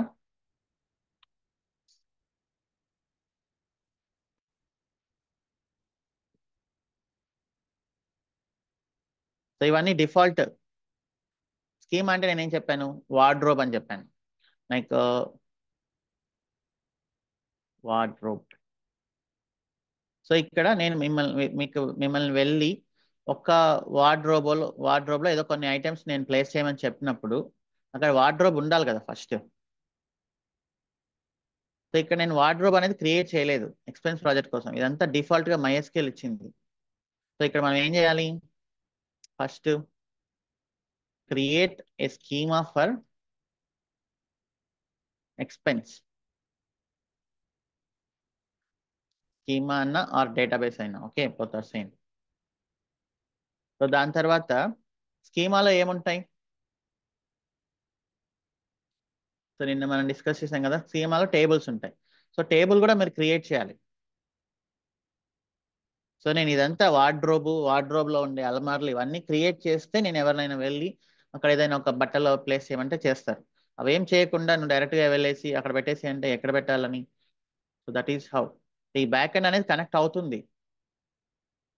బట్ ఆ డేటాని ఎక్కడ పెట్టాలి నేను? సో నాకు డేటా అనేది వస్తుంటుంది, ఆ డేటా నేను ఎక్కడ ప్లేస్ చేయాలనేది తెలియదు. సో అందుకని ఏంటంటే ఇక్కడ మనకు ఇక్కడ so we have something called schema back end schema dot SQL. సో ఇక్కడ ఉన్న ఫోల్డర్లోనే మనకు ఈ బ్యాక్ ఎండ్లోకి వెళ్తే కంట్రోల్ సి కొడుతున్నాం, ఆర్ క్యూ టైప్ చేస్తున్నాం, quit cat back end cat schema dot back end dot MySQL అనే ఒక ఫైల్ ఉంది. సో ఇది మనం క్రియేట్ చేయాలన్నమాట డేటాబేస్లో. ప్రాజెక్ట్ సెటప్ టైంలో ఫస్ట్ టైంలో ఇక్కడ చూడండి, create database if not exist. ఒకవేళ లేకపోతే క్రియేట్ చేస్తుంది, ఉంటే క్రియేట్ చేయదు. ట్రాన్సాక్షన్స్ అనే ఒక స్కీమాని క్రియేట్ చేస్తుంది. యూజ్ ట్రాన్సాక్షన్స్, దాంట్లో ఒక టేబుల్ని క్రియేట్ చేస్తుంది. ఓకే, సో రూట్ యూజర్ అనేది అన్ని చోట్ల యూజ్ చేయకూడదు కాబట్టి మనం సపరేట్గా ఒక యూజర్ని క్రియేట్ చేస్తున్నాం. ఈ యూజర్ నేమ్ పాస్వర్డ్ ఈ జావా స్క్రిప్ట్ డెవలపర్స్ ఆ జావా స్క్రిప్ట్ కోడ్లో కాన్ఫిగర్ చేశారనమాట.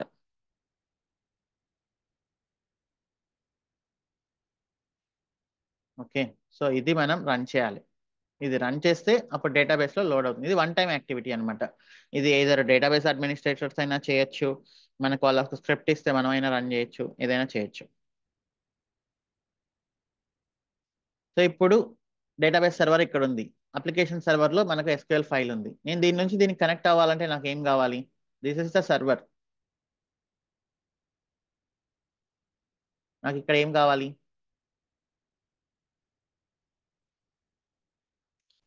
క్లయింట్ కావాలి. మీరు ఈ ఫైల్ని ఎత్తుకెళ్ళి దీని లోపలైనా ప్లేస్ చేయండి, నో ప్రాబ్లం.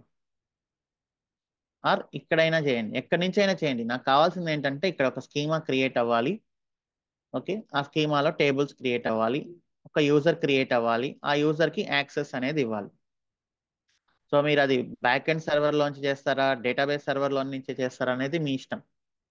బట్ నేను అప్లికేషన్తో పాటు ఇక్కడ బ్యాక్ ఎండ్ డాట్ ఎస్క్యూఎల్ అనేది ఉంది కాబట్టి ఇక్కడ నుంచి చేసేస్తాను సింపుల్గా. DNF install MySQL client.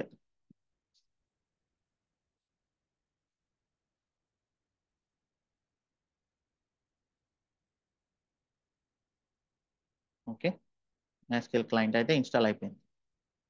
దాని తర్వాత ఇది. సో నిన్న చెప్పాం కదా syntax, this is the one. Database server యొక్క IP address private, and then ఇది నేను రన్ చేస్తున్నా.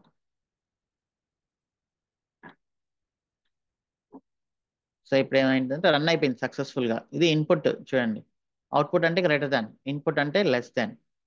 ఇప్పుడు ఒకవేళ మీరు ఇక్కడ చూస్తే షో డేటాబేసెస్ అని ట్రాన్సాక్షన్స్ అనేది కనిపించిందా? Use transactions, show tables.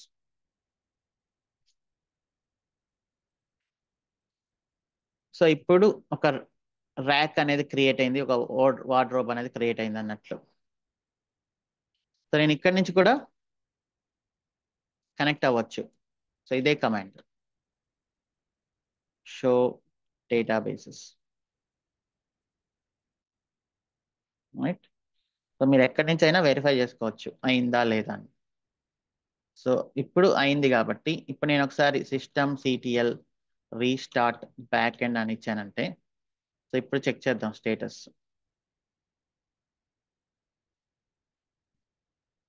So ఇప్పుడు యాక్టివ్లో ఉంది. Net start -lntp port number 8080 open అయింది. పిఎస్ ఎందుకంటే సక్సెస్ఫుల్గా కనెక్ట్ అవ్వగలిగింది కాబట్టి PS-EF grep నోడ్ అని టైప్ చేస్తున్నాం. సో ఇది చూడండి, ఇక్కడ మన అప్లికేషన్ అనేది రన్ అవుతుందా క్లియర్గా?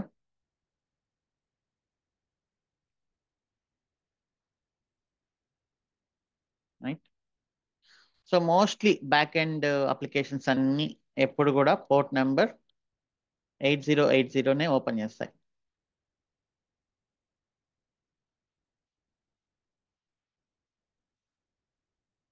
ఇది ఒక స్టాండర్డ్ లాగా. అది 8080 అని ఏం లేదు, మన ఇష్టం. But mostly we will go with 8080.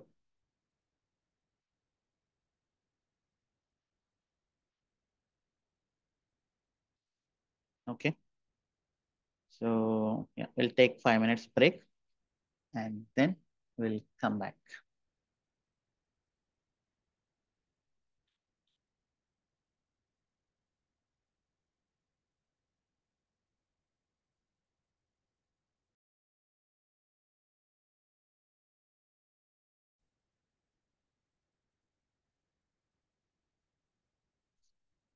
Okay, so we are back.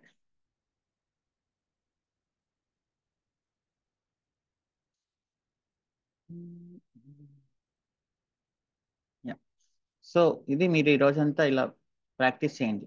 మనం చాలా డీప్గా అయితే వెళ్ళాల్సిన అవసరం లేదు. జస్ట్ మనం డిస్కస్ చేసిన పాయింట్ లాజికల్గా ఉందా లేదా అలా మీరు చేస్తూ వెళ్ళినప్పుడు, సో సాఫ్ట్వేర్లో ఏంటంటే ఎక్కువ డీప్గా వెళ్ళలేం. ఎక్కువ డీప్గా వెళ్తే ఇంకా ఎలా ఉంటుందంటే ఇంకా హార్డ్వేర్ లెవెల్కి వెళ్ళిపోవాల్సి వస్తుంది, జీరోస్ అండ్ వన్స్ వరకు. ఒక పాయింట్ ఆఫ్ టైంలో మనల్ని మనం స్టాప్ చేసుకోవాలి. బట్ మీ ఎక్స్పీరియన్స్ పెరిగే కొద్దీ అది మీకు ఆటోమేటిక్గా అర్థమవుతుంది. ఓకే. సో యా, ఇప్పుడు మనం డిస్కస్ చేసిందంటే జనరల్గానే కదా. సో జనరల్గా ఎందుకు ఏంటి అనేది డిస్కస్ చేసుకుంటూ మనం దాంతో పాటు ప్రాజెక్ట్ని కాన్ఫిగర్ చేసుకుంటూ వెళ్తున్నాం. సో అక్కడ వరకు సరిపోతుంది. మీకు ఏమైనా ఎక్కువ ఇన్ఫర్మేషన్ కావాలంటే గూగుల్ సెర్చ్లో మీకు ఈజీగా దొరుకుతుంది. బట్ ఫస్ట్ అయితే ఇది మల్టిపుల్ టైమ్స్ చేసిన తర్వాత మీకు ఇంకా ఎక్కువ ఐడియా వస్తుంది అనమాట. ఈ కమాండ్స్ అన్నీ ఇక్కడే ఉన్నాయి. మీరు కాన్ఫిగర్ చేస్తూ ఉన్నప్పుడు 2 or 3 times దీన్ని ఈ ప్రాజెక్ట్ని మాన్యువల్గా, మీకు ఇంకా ఎక్కువ ఎక్కువ ఐడియాస్ వస్తే ఇంకా ఎక్కువ కాన్ఫిడెన్స్ కూడా వస్తుంది. సో ఇది బ్యాక్ ఎండ్ అయితే కంప్లీట్ అయింది. సరే, బ్యాక్ ఎండ్ డేటాబేస్ని కనెక్ట్ అవ్వగలుగుతుందా లేదా అనేది కూడా మనం చెక్ చేయాలి. సో మీకు పింగ్ కమాండ్ తెలుసా? ఇప్పుడు ఎవరైనా ఇంటర్నెట్ వస్తుందా రాదని చెక్ చేయాలంటే ఏం చేస్తారు? బ్రౌజర్లోకి వెళ్ళి జస్ట్ google.com అని ఓపెన్ చేస్తాం. వచ్చింది అంటే ఇంటర్నెట్ వర్క్ అవుతున్నట్లు, రావట్లేదు అంటే ఇంటర్నెట్ అనేది మనకు వర్కౌట్ అవ్వట్లేదు అన్నట్టు. రైట్. సో ఇక్కడ మనం ఏం చేస్తాం? పింగ్ కమాండ్ ఉంటుంది. ఇక్కడ ఎవరిని పింగ్ చేయాలి? యాప్ సర్వర్ డేటాబేస్ని పింగ్ చేయాలా, డేటాబేస్ సర్వర్ యాప్ సర్వర్ని పింగ్ చేయాలా?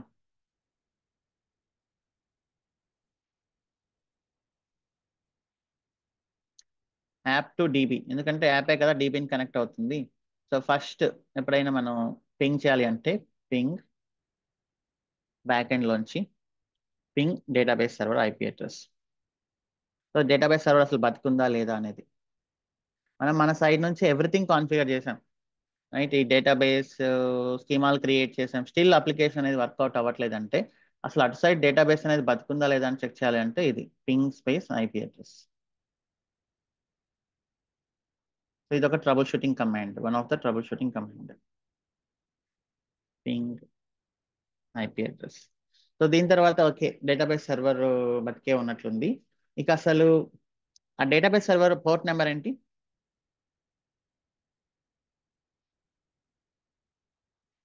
3306 కదా. అసలు ఆ 3306కి మనం కనెక్ట్ అవ్వగలుగుతున్నామా లేదా అని చెక్ చేయాలి అంటే Telnet IP space 3306.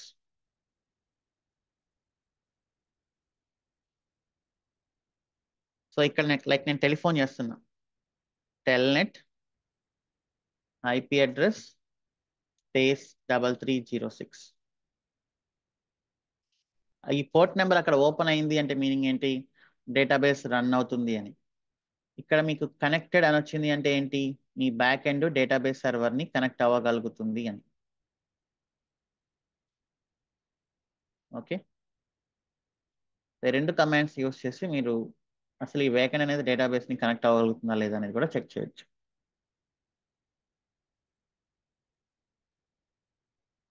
Okay. So this is the back end server. ఇక ఫ్రంట్ ఎండ్ వచ్చేసరికి, ఫ్రంట్ ఎండే కదా మనకు మెయిన్గా పబ్లిక్ కావాల్సింది. Oh shit.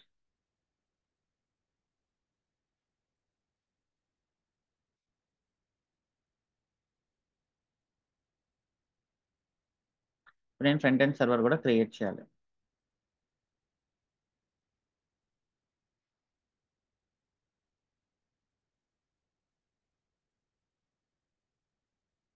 Launch instance, just front end server అని ఇస్తున్నా. DevOps practice,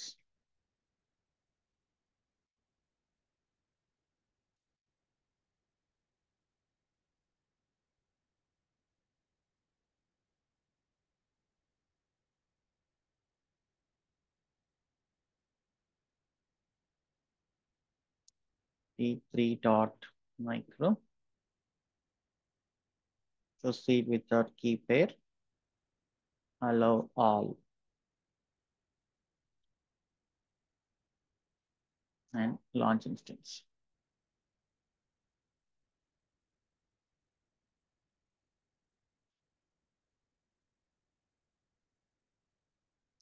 front end server తీసుకోండి. సింపుల్గా ఇక్కడ ఇవ్వండి.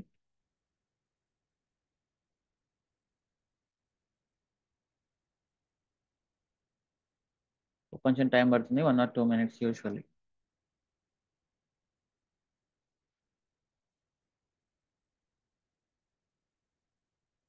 దీన్ని రీనేమ్ చేయొచ్చు, ట్యాబ్ ఫ్రంట్ ఎండ్.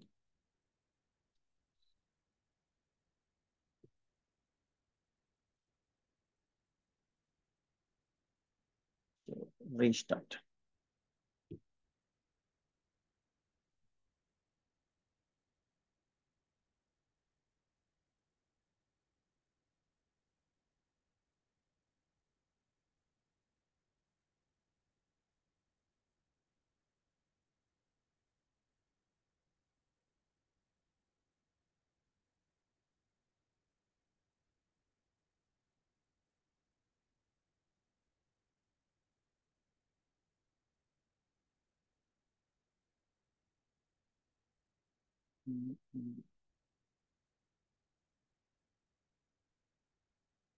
Yeah.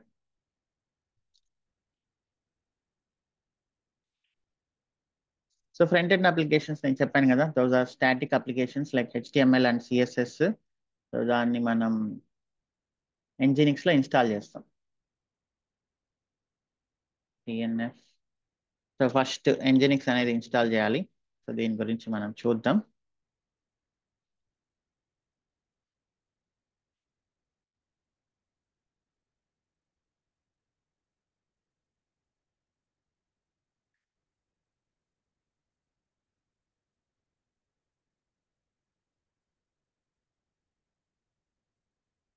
ఇంతకుముందు అపాచీ అనేది యూస్ చేసేవాళ్ళు, అది కొంచెం అవుట్డేటెడ్ అయింది.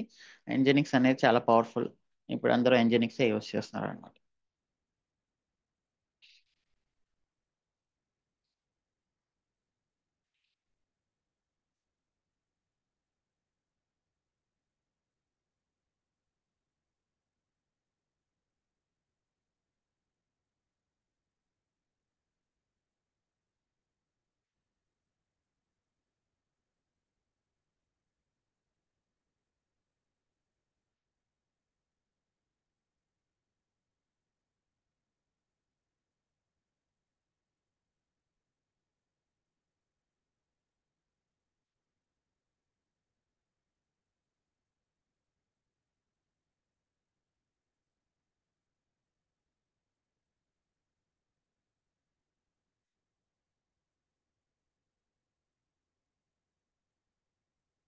ఓకే, Nginx ఇన్స్టాల్ అయింది.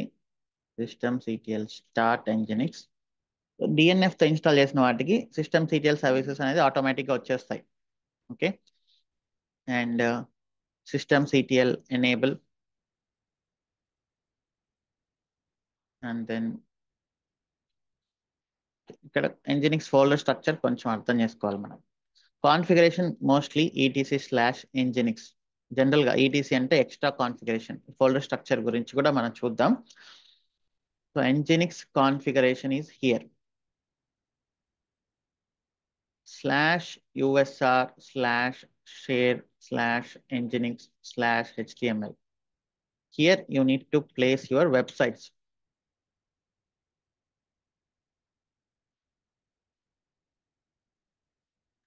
/var/log/nginx.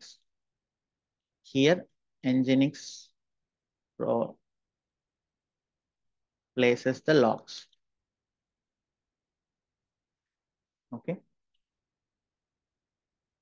సో ఇప్పుడు Nginx ఇన్స్టాల్ చేశాం కదా, ఇప్పుడు నేను ఇది డైరెక్ట్గా ఇక్కడ ఓపెన్ చేస్తే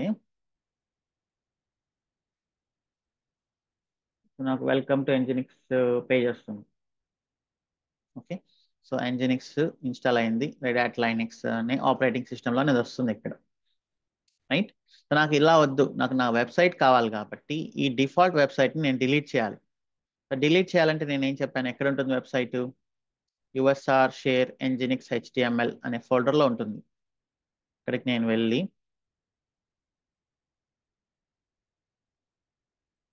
మీకు ఆ కంటెంట్ ఎక్కడి నుంచి వస్తుందంటే index.html అనే దాని నుంచి వస్తుంది అనమాట. ఓకే, సో జనరల్గా ఏం చేస్తుంది Nginx, ఈ లొకేషన్లో ఉండే index.htmlని ఆటోమేటిక్గా లోడ్ చేస్తుంది.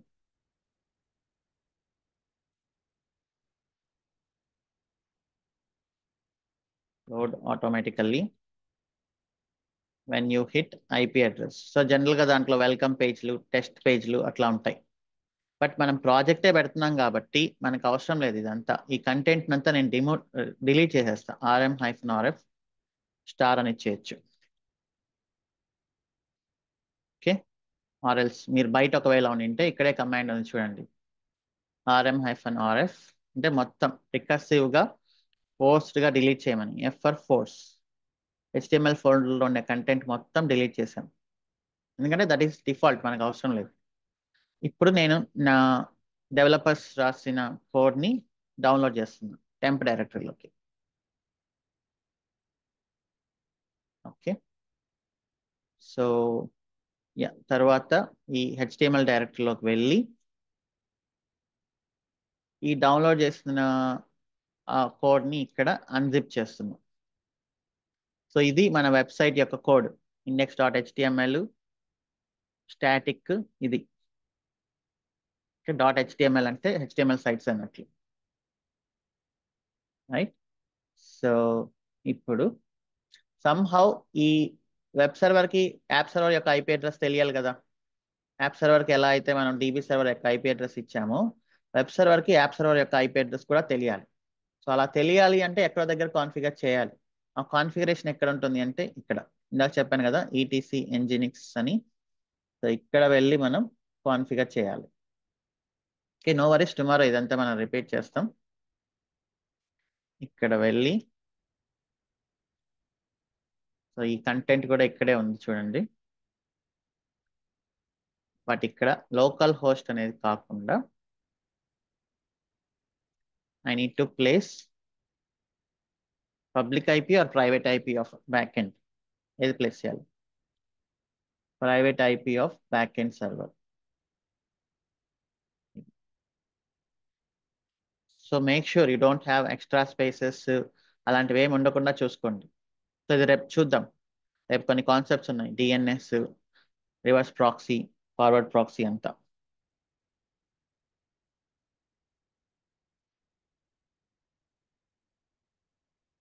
ఓకే,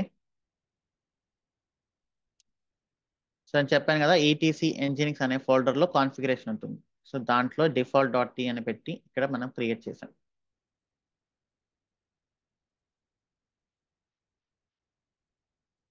సో ఇప్పుడు మీరు రీస్టార్ట్ కొట్టండి. ఇప్పుడు వెళ్ళి ఈ IP అడ్రస్ని రిఫ్రెష్ చేస్తే ఇది మన ఎక్స్పెన్స్ అప్లికేషన్. ఇక్కడ వచ్చి యాడ్ ఎక్స్పెన్స్, అమౌంట్ యాడ్ చేయండి. ఈ అమౌంట్లో మీరేం టెక్స్ట్స్ అవేమి ఎంటర్ చేయొద్దు. ట్రావెల్ డాట్లు కానీ అట్లాంటివి ఏం చేయొద్దు.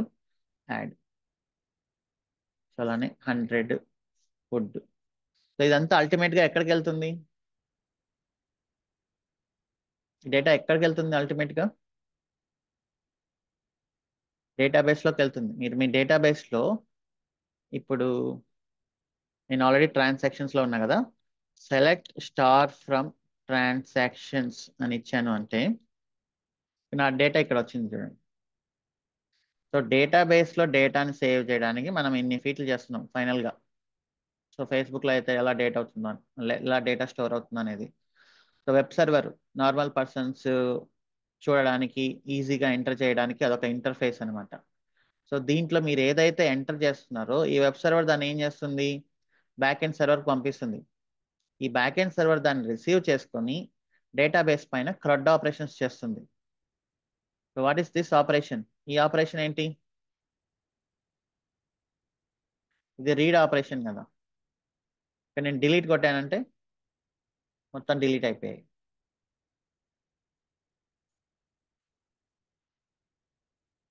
సో ఇక్కడ నేను యూజర్ ఇంటర్ఫేస్లో డిలీట్ అని కొట్టినప్పుడు ఇదేం చేస్తుంది? Web server okay user wanted to delete something, ఇక్కడికి పంపిస్తుంది. ఓకే ఏం డిలీట్ చేయాలి అది తీసుకుంటుంది. Okay I delete for him అని చెప్పేసి సో దీంట్లో డిలీట్ చేస్తుంది. ఇప్పుడు నేను ఇక్కడ ఇలా ఇచ్చినప్పుడు క్రియేట్ ఆపరేషన్, ఈ వెబ్ సర్వరు కొన్నిసార్లు రిఫ్రెష్ చేయాల్సి వస్తుంది. ఓకే, ఏదో డౌన్ అయింది. ఇప్పుడు ఏమైనా బై మిస్టేక్ ఎంటర్ చేసానా? netstat-lntt. సో ఇది కొంచెం డౌన్ అయిందనమాట. సో ఇది డౌన్ అయినప్పుడు system CTL back end restart. ఎందుకు డౌన్ అయిందో చెప్తాను. డిలీట్ కొట్టినప్పుడు డౌన్ అవుతుంది అనుకుంటారు. ఓకే, సో ఇలా. సో ఎప్పుడైనా మీకు డౌన్ అయినప్పుడు ఇంకొకసారి యాడ్ చేయండి, నో ప్రాబ్లం. ఇది మనకేమి డెవలప్మెంట్ వచ్చేసి మన కాన్సన్ట్రేషన్ కాదు.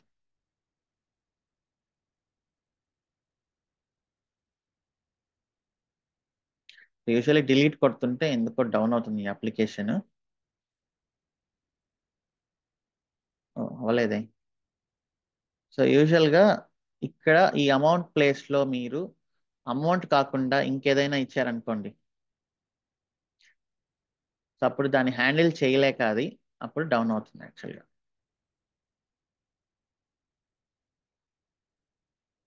సో ఇక్కడ అమౌంట్ అంటే జనరల్గా అమౌంటే రావాలి.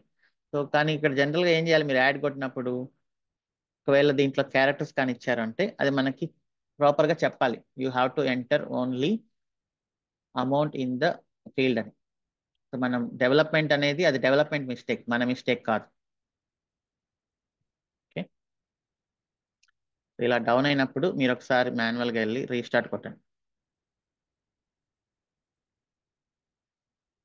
800 ట్రావెల్ అంటే ఇదేంటంటే మనం ఈరోజు ప్రాజెక్ట్ కంప్లీషన్ కోసం చెప్పాను. రేపు కొన్ని టాపిక్స్ ఉన్నాయి, ఇంపార్టెంట్ టాపిక్స్. అదేంటంటే forward proxy versus reverse proxy. And then IP అడ్రస్లు అనేవి కష్టం కదా, ఐపీ అడ్రస్లు హ్యాండిల్ చేయడం. We have domains, DNS, domain name system. So ఒక డొమైన్ మనం పర్చేస్ చేయాలి. ఓకే, సో దానికి మాక్సిమం 100 రూపీస్ 200 రూపీస్ ఖర్చు అవుతుంది ఇయర్కి. సో ప్రతిసారి ఐపీ అడ్రస్లు పెట్టకుండా మనం డొమైన్లు పెట్టేసామంటే అప్పుడు మనకు కొంచెం ఈజీగా ఉంటుంది అనమాట. Okay, we can stop till here.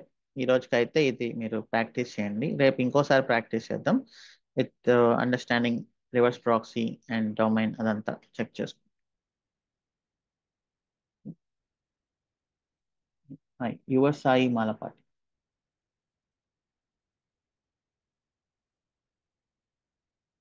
So మీరు ఎప్పుడైతే మీ ప్రాక్టీస్ అయిపోతుందో వీటిని డిలీట్ చేయండి.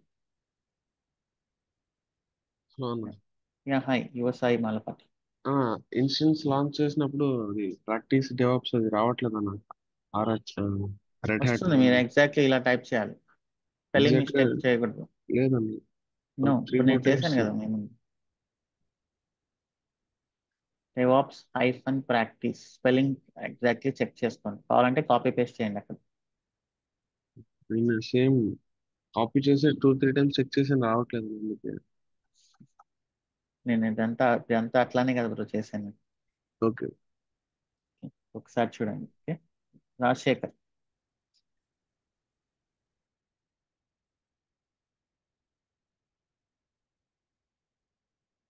యా, రీజియన్, మేబీ రీజియన్ వచ్చేసి ఇది నార్త్ వర్జీనియాలోనే ఉంది. You have to check it in North Virginia only, forgot to mention, sorry. So మనం మొత్తం మన క్లాసెస్ అన్ని నార్త్ వర్జీనియాలోనే, ఎందుకంటే ఇక్కడ కాస్ట్ కొంచెం తక్కువ. Okay, hello Rajasekhar. Yeah, please. Sir, ఏం లేదు సార్. నా డౌట్ అంతే, ముందు నేను కనెక్ట్ చేయాలని చూసినాను, దొరకలేదు ఆప్షన్ నాకు. నేను యాక్చువల్లీ మాస్టర్స్ కి ప్లాన్ చేస్తా ఉన్నాను సార్ యూకే లో. ఓకే, సో నాకు 2 years గ్యాప్ అనమాట. సో ఆ 2 years ప్లేస్ లో దీన్ని ఇంప్లిమెంట్ చేసుకొని ఈ ప్రాజెక్ట్ మీద పని చేసినట్టు పెట్టుకోవచ్చా అనేసి ఎక్స్పీరియన్స్ లాగా. యా, పెట్టచ్చు. ఎంఎస్ ఇన్ క్లౌడ్ కంప్యూటింగ్ అని చేస్తా ఉన్నాం లెస్టర్ లో. నెక్స్ట్ ఈ ఎండ్ డిసెంబర్ కి వెళ్తా ఉన్నామాట ఇక్కడ నుంచి. 1 year మాస్టర్స్ ఉంటుంది, తర్వాత ఈ ప్రాజెక్ట్ ని పెట్టుకోవచ్చా అనేసి. ఈ ప్రాజెక్ట్ కాదు నేను చెప్తాను, అది ఇది ప్రాక్టీస్ చేయండి. ఓకే, ఓకే, ప్రాజెక్ట్ ఏది పెట్టాలని నేను చెప్తాను. Okay, okay, okay sir. But experience గా అయితే పెట్టుకోవచ్చు కదా sir? Yeah. Okay, thank you sir. Sandhya.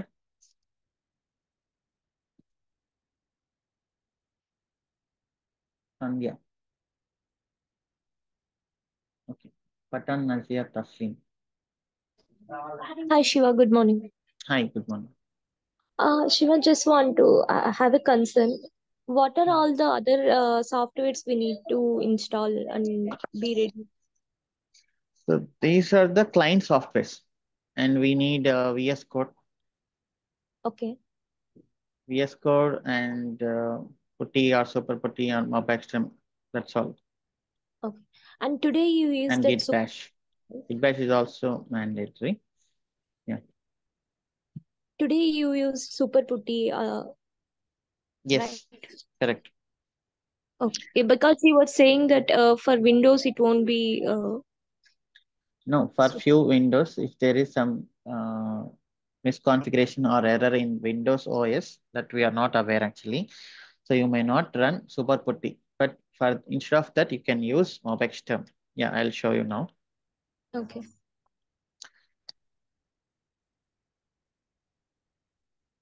So, closing all these things.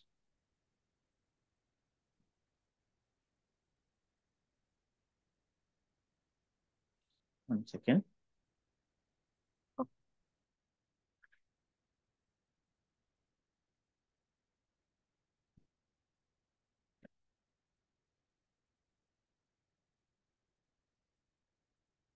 So Mobextrum నేను డౌన్లోడ్ చేశాను కదా ఇక్కడ.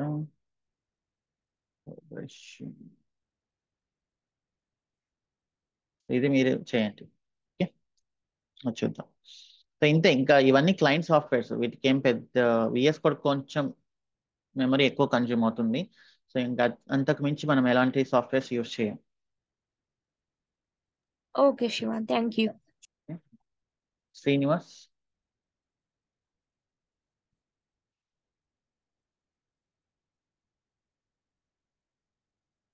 Srinivas. Hi, Shiva. Hi. Actually today first class నాది. ఇది ఏడెమ్స్ అకౌంట్ మేము క్రియేట్ చేసుకోవాలా, మీ నుంచి సపోర్ట్ ఉంటుందా? మీరు క్రియేట్ చేసుకోవాలి, ఎవరి అకౌంట్ వాళ్ళే క్రియేట్ చేసుకోవాలి. ఓకే. ఇది డౌట్స్ ఉంటే ఎలా శివ ఇక్కడ? ఇది చెప్పాం కదా, Practice క్యూఏ సెషన్స్ ఉన్నాయని, డైలీ 6 hours ఉంటాయి మినిమం. ఎలా లాగిన్ అవ్వడం? కమ్యూనిటీలో ఇన్ఫార్మ్ చేస్తున్నాం. వాట్సాప్ గ్రూపా? Yeah, WhatsApp community. joindevops.com లో ఉంది చూడండి. joindevops.com లో ఈ 81S కోర్స్ లో ఇక్కడ ఉంది, ఇక్కడ మీరు జాయిన్ అవ్వచ్చు. Thank you. And Ananta Lakshmi. Hello sir. Hi. Every time project అంటే రోజు చేస్తాం కదా, మీరు ఇన్స్టెన్సెస్ డిలీట్ చేయమంటున్నారు అంటే everyday we need to create front end server, back end and database, all these servers అండి. Yes. Okay. And what is the use of yesterday you have given created something DevOps practice and has given access. May I know what is the purpose, sir? Purpose is we are using Red Hat 9, which is enterprise, whatever. That is the same OS we use in our real projects. Okay. And then we have enabled few colors. Okay. You can easily get the public IP, private IP. You can see the instance type. Okay. Okay. And Okay, you can see the colors. And there are few mandatory packages installed already inside it. So that is useful. Okay sir. నాకు AWS account creation is throwing tantrum sir. Since 2 days I have been trying. ఇప్పటికి దాదాపుగా 7-8 times 2 email ID తోటి try చేశానండి. Every time after giving this verification code I'm getting the message that we're not able to do this thing, clear caches and everything అండి. అంతా చేశానండి. అంటే chrome లో చేశాను. వేరే ల్యాప్టాప్ లో చేయండి. ఇది నాది ఆఫీస్ ల్యాప్టాప్ సార్, అందుకనే ఉన్న ప్రాబ్లం ఉంటుందా? ఏమో, వేరే ల్యాప్టాప్ లో చేయండి, వాళ్ళ అంతా క్యాష్ అన్నప్పుడు. Okay sir. Okay sir, thank you. Marella Mahadevan.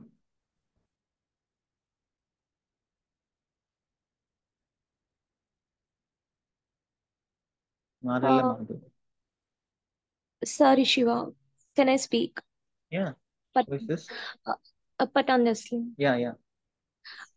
Actually నా డౌట్ ఏమంటే, ఇప్పుడు మీరు లైనక్స్ సర్వర్స్ రోజు ఇన్స్టాల్ స్టార్ట్ చేసి స్టాప్ చేయమంటున్నారు కదా, రియల్ టైమ్ లో అలా మనం రియల్ టైమ్ లో చేయలేం? అలా చెయ్యం కదా. ఇక్కడ ఆ, మనకి మనీ ఇంపార్టెంట్ కదా, మీరు ఇట్లా రన్ చేసుకుంటూ వెళ్తే మొత్తం బిల్ అనేది పడిపోతుంది. అండ్ ఎందుకు అదే అది మనీ కోసమే కాదు, మళ్ళీ డిలీట్ చేస్తుంటే ప్రాక్టీస్ అవుతుంది కదా, ఎస్ అందుకని. Yeah thank you. Most welcome. Pavan Reddy.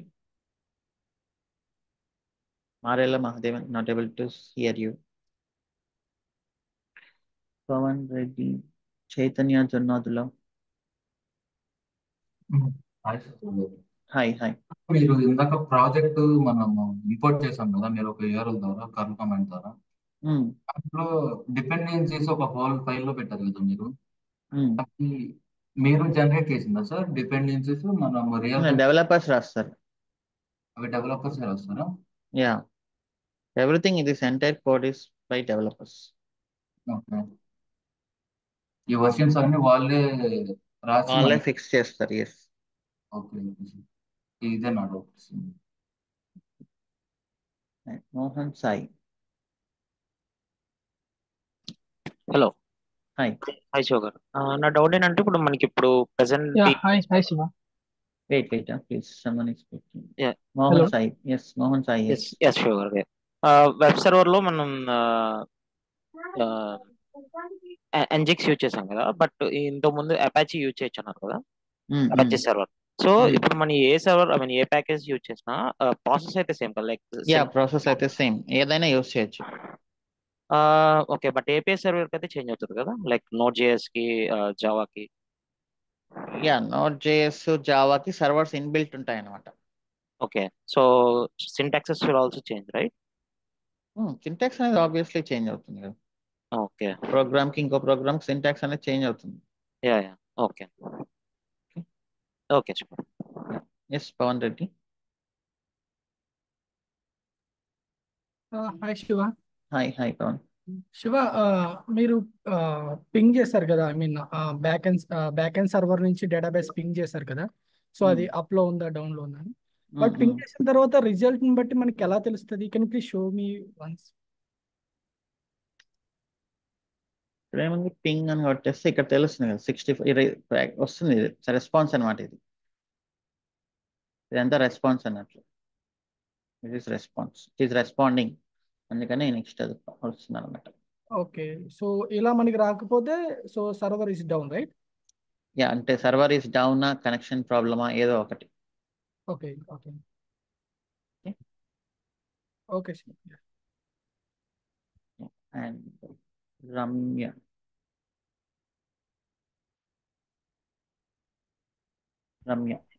Hi Shiva. Hi. నాకు ఒక డౌట్ ఉంది యాక్చువల్లీ. ఇప్పుడు మనం సర్వర్ అనేది మనం క్రియేట్ చేస్తున్నాం కదా శివ ఇక్కడ, అంటే రియల్ టైమ్ లో కూడా మనం ఇలా సర్వర్ అనేది క్రియేట్ చేస్తామంటారా, లేకపోతే జస్ట్ ఇక్కడ చేయాలి ఆబ్వియస్లీ.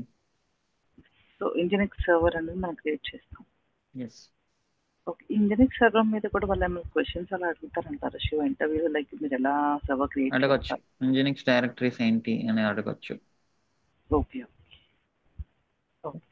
ఇంకొకటి, మనం AWS అకౌంట్ లో మీరు రెడ్ హ్యాట్ యూజ్ చేయండి అన్నారు కదా శివ, మనం ఓవర్ కూడా యూజ్ చేయొచ్చు అంటారా? ఏదైనా యూజ్ చేయొచ్చు, no problem. But red hat ఎందుకు చెప్తున్నా అంటే ప్రాజెక్ట్స్ లో మోస్ట్లీ రెడ్ హ్యాటే యూజ్ చేస్తారు. Okay thank you. Most welcome. Y Naveen Reddy.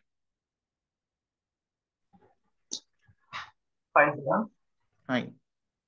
ఇప్పుడు మీరు క్రియేట్ చేశారు కదా బ్యాక్ ఎండ్ ఫ్రంట్ ఎండ్, దాని ద్వారా మీరు శాంపుల్ ప్రాజెక్ట్ చూపించారు కదా, డిస్ప్లే చేయించారు.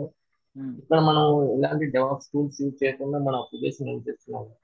ఏంటి డెవాప్స్ టూల్స్? ఎక్కడ యూజ్ చేయలేదు కదా, మనం బిల్డ్ చేయలేదు, చేయలేదు, అదే కదా చెప్తున్నా, మాన్యువల్ గా చేస్తున్నాం మనం. డెవాప్స్ అనేది డే 1 నుంచి కాదు, ఫస్ట్ మాన్యువల్ ప్రాసెస్ అర్థమైన తర్వాత డెవాప్స్ అనేది చాలా ఈజీ. రమేష్ పల్లి. హాయ్ శివ. బేసికల్గా ఈ ఫ్లోలో నాకు అర్థమైంది ఏంటంటే, application related platform first build చేసుకోవాలి కదా Node.js ద్వారా. దానికి ముందు డేటాబేస్ రెడీగా ఉండాలి. ఎస్, డేటాబేస్ రెడీగా ఉండాలి. ప్రాసెస్ ప్రకారం ఫస్ట్ Node.js ఇన్స్టాల్ చేసుకోవాలి, దాని తర్వాత లైబ్రరీస్ అప్లికేషన్ టీమ్ ఇస్తుంది, మీన్స్ డెవలపర్ ప్రొవైడ్ చేస్తారు.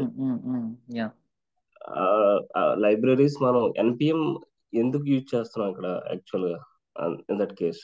That is not package manager. సంహన్ ఎలా ఆ ప్యాకేజెస్ ఇన్స్టాల్ చేయాలి కదా. ఇప్పుడు డిఎన్ఎఫ్ ఎలానో అలానే అది కూడా.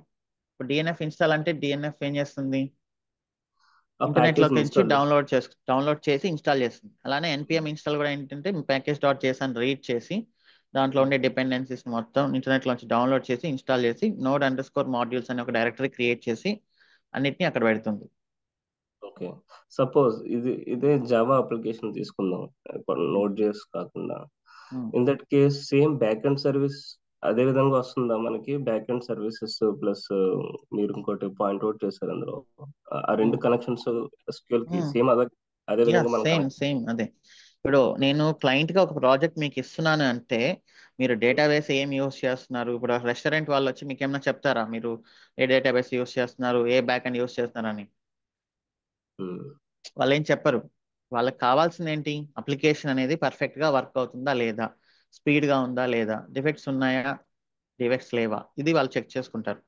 సో అంతే తప్ప మీరు నాకు బ్యాక్ ఎండ్ వచ్చేసి జావాలో చేయండి, డేటాబేస్ వచ్చేసి ప్రోస్టెస్ లో చేయండి, వెబ్ సర్వర్ వచ్చేసి Nginx లో చేయండి, load balancer F5 load balancer use చేయండి, ఇదంతా తీసుకెళ్ళి AWS లో పెట్టండి, Azure లో పెట్టండి, ఇలా అంతా చెప్తే మనం ఫైనల్ గా అది మీరే చేసుకోండి అని చెప్తాం మనం. సో అది ఏంటంటే వాళ్ళు రికమెండేషన్స్ మనకి ఇస్తారు అంతే, సజెషన్స్ ఇస్తారు. ఒకవేళ వాళ్ళ సైడ్ నుంచి టెక్నికల్ టీం ఉంటే మనం వాళ్ళతో డిస్కస్ చేస్తాం అంతే తప్ప. సో ఏ ప్రోగ్రామింగ్ యూస్ చేసినా ఏది యూస్ చేసినా ఓవరాల్ ఇంటెన్షన్ వచ్చేసి ప్రాజెక్ట్ ని సక్సెస్ఫుల్ గా డిప్లాయ్ చేసి కస్టమర్స్ ఆర్డర్స్ ప్లేస్ చేయగలుగుతున్నారా లేదా, అది. సో ఈ కేసులో మన basic responsibility as a develops engineer ప్రకారం కంప్లీట్ 3-tier ఆర్కిటెక్చర్ లో మన రెస్పాన్సిబిలిటీస్ ఎక్కడెక్కడ ఉంటాయి ఇందులో? మొత్తం load balancer, web server, app server, connections, everything. ఒక డేటాబేస్ తప్ప, డేటాబేస్ లోపల ఏం జరుగుతుందనేది మనకు తెలియాల్సిన అవసరం లేదు, కనెక్షన్ ఎస్టాబ్లిష్ అవ్వాలంటే. Okay,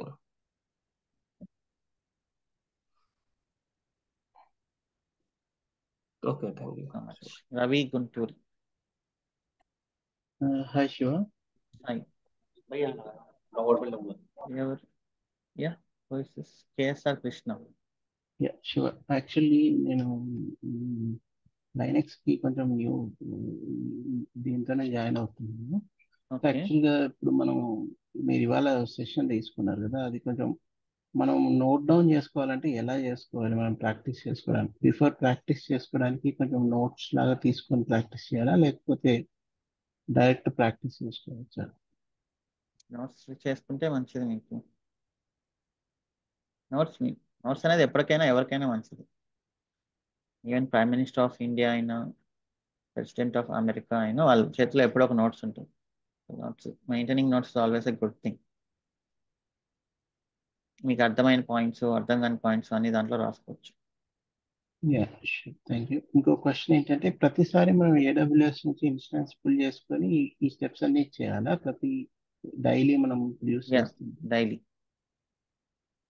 until you get more confidence. Okay, రెండు రీజన్స్, ఒకటి మనీ సేవింగ్, రెండు ప్రాక్టీస్.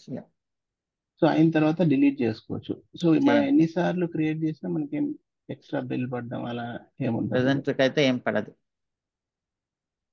ఫ్రీ ట్రయల్ ఉంటాయి, డిలీట్ చేసుకుంటూ వెళ్తే. అదే తప్ప ఈ 3 సర్వర్ని వన్ మంత్ కంటిన్యూస్ గా రన్ చేశారంటే బిల్ పడుతుంది. Okay, thank you. ఎలమందరావు.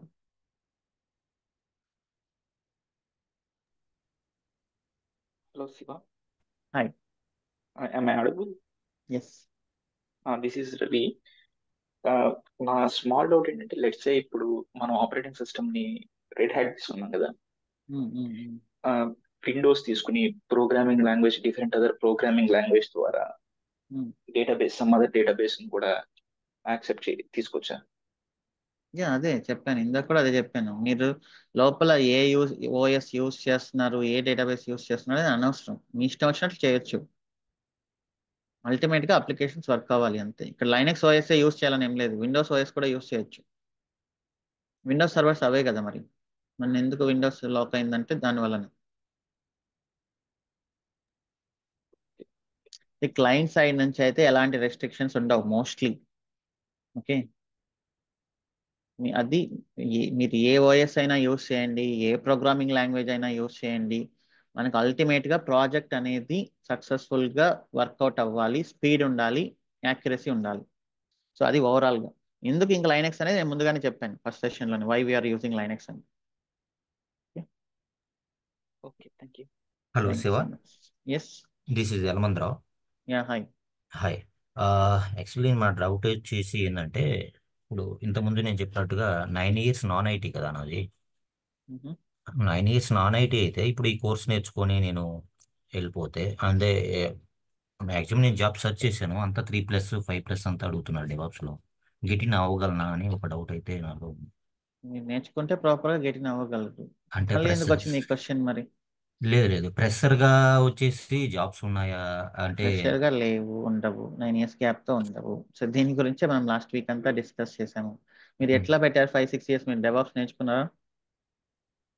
లేదు అంటే నేను చూశాను. జాబ్స్ చూస్తే ప్రెజెంట్ వచ్చేసి మార్కెట్లో అంతా 5+, 3+ చూపిస్తున్నాయి ఎక్కువగా. అంటే అట్లా ప్రెషర్గా ఏం జాబ్స్ లేదు. లేవు. ఇక మనం దీని గురించి డిస్కస్ చేసి అయిపోయింది. ప్రెషర్గా ఉండవు మీకు, ఆబ్వియస్లీ ఇవ్వరు ప్రెషర్గా. ఎందుకు ఇస్తారు అంత గ్యాప్? మీరు ప్రతి ఇయర్ లక్షల మంది వస్తున్నారు, మీకు ఎందుకు ఇవ్వాలి ఫ్రెషర్స్గా? అదే ఇప్పుడు ఇది నేను ప్రెషర్ అవుతాను కదా ఇప్పుడు ఇది కోర్స్ నేర్చుకుంటే. ఇక నేను మళ్ళీ దీని గురించి ఎక్స్ప్లెయిన్ చేయలేను బ్రో. ఒకవేళ అంటే మీరు సాఫ్ట్వేర్ ఫ్రెండ్స్ ఉంటే వాళ్ళని అడగండి. లాస్ట్ వీక్ అంతా దీని గురించి డిస్కస్ చేసాము. మీరు ఖచ్చితంగా ఎక్స్పీరియన్స్ పెడితేనే వస్తుంది అది అంటే ప్రాక్టికల్. అంటే అంటే ఇది నాకు సెకండ్ థియరిటికల్ గా క్లాస్. అయితే నేను సెకండ్ క్లాస్ ఇది చూడండి, నేను ప్రీవియస్ బ్యాచ్ రికార్డింగ్స్ అన్ని చూడండి. ఇది డెవాప్స్ క్వశ్చన్ అయితే కాదు కదా, మీరు ఏ టెక్నాలజీకి వెళ్ళినా కూడా ఇదే క్వశ్చన్ కదా. So so I suggest you first watch the demo session. Okay, okay. ఇంకో క్వశ్చన్ ఏమంటే, ఇప్పుడు మీరు చెప్పే క్లాస్ అంతా అంటే ఏమన్నా నోట్స్ ఇవ్వగలరా, లేకపోతే మేమే నోట్స్ ప్రిపేర్ చేసుకోవాలా? నేను రాసినంత వరకు ఇక్కడ అప్డేట్ చేస్తున్నాను కదా. నేను అంటే చాలా వీడియోస్ చేస్తున్నాను నోట్స్ గురించి. ఓకే, మీ నోట్స్ మీకు రాసుకుంటే మీకు బెటర్. ఇదేం ఓకే. స్కూల్ కాదు మనము గైడ్లు అవన్నీ చూసుకొని పక్కన వాళ్ళ నోట్స్ జెరాక్స్ తీసుకొని చేయడానికి. అట్లని కాదు, అంటే మీరు చెప్పే వీడియో చూసి మళ్ళీ మేము అంటే దేని రాసుకుంటే కరెక్షన్ బెటర్. ఇచ్చాం. బట్ నేను ఓకే ఇక్కడ కూడా పుష్ చేస్తున్నాను. ఓకే, ఓకే నేను ఇక్కడ పుష్ చేస్తానంటే ఇంకా అందరూ నోట్స్ కావాలంటున్నారు కాబట్టి. యాక్చువల్లీ నాకు ఇక్కడ పుష్ చేయడం ఇష్టం లేదు. మీరు ప్రాక్టీస్ చేసేప్పుడు మీరు రాసుకుంటేనే బెటర్ అని నా ఉద్దేశం. బట్ మీరు వినట్లేదు కాబట్టి, మీరు కదా అందరూ వినట్లేదు కాబట్టి నేను ఇక్కడ పుష్ చేస్తున్నాను. అంటే మీరు ఫైనల్గా ఇచ్చే సజెషన్ ఏమంటే, ఇప్పుడు ఈ కోర్స్ నేర్చుకున్నాక ఇంటర్న్షిప్ చేసుకొని వెళ్ళిపోతే మంచి ఒక నేను అదేం లెవెల్. ఇవ్వలేదు. నేను క్లియర్గా చెప్తున్నది మీరు ఎక్స్పీరియన్స్తోనే వెళ్ళాలి ఇంత గ్యాప్ ఉన్నప్పుడు. That is the practical thing. But థియరిటికల్గా అయితే మీరు ఫ్రెషర్గా కూడా వెళ్ళొచ్చు. But that is again theoretical. ప్రాక్టికల్గా అయితే మీకు ఫ్రెషర్గా కానీ ఇంటర్న్షిప్గా కానీ ఎవరు ఇవ్వరు, కన్సిడర్ చేయరు. 99%. ఒక 1% ఛాన్సెస్ ఉంటాయి. ఇంకా మీరు ఆ 1% ఛాన్స్ కోసం వెతుక్కోవాలి. దానికంటే మీరు ఎక్స్పీరియన్స్ పెట్టుకొని వెళ్ళడమే సేఫ్. ఎక్స్పీరియన్స్ పెట్టుకొని వెళ్ళడం అంటే కూడా మీ ఇంటర్వ్యూని మీరే క్లియర్ చేయాలి, మీ వర్క్ని మీరే చేయాలి. సో అలా చేయడానికే ఈ కోర్స్ అనమాట. పిఎఫ్ అంతా ప్రాబ్లం అవుతుంది కదా శివ. అది నాకు తెలియదు బ్రో, సారీ. నేను చాలా మాట్లాడాను దీని గురించి. నేను దీని గురించి ఎక్కువ డిస్కస్ చేయలేను. ఐఎమ్ సరే షూర్ సరే you know all these things. Okay, నేను నా టైంని డెవాప్స్ టీచ్ చేయడానికి స్పెండ్ చేస్తే అది మీకు బాగుంటుంది, నాకు బాగుంటుంది. పిఎఫ్లు, ఈఓఎన్లు అంటే అవన్నీ మీరు చేయమని కాదు నేను చెప్పేది, అంటే మీరు ఒక సజెషన్ ఇస్తారని చెప్పి నేను నేను అడుగుతాను. కూడా దానికి సజెషన్ కూడా ఇవ్వలేను, ఎందుకంటే దానికి ఇచ్చే వాళ్ళు చాలా మంది ఉన్నారు. మీరు వాళ్ళని అడగండి. సరే మీకు డెవాప్స్లో ఏమైనా ఉంటే నన్ను అడగండి. I can. Okay. Final question from Gayatri. Sir good morning sir. Yeah, hi, good morning.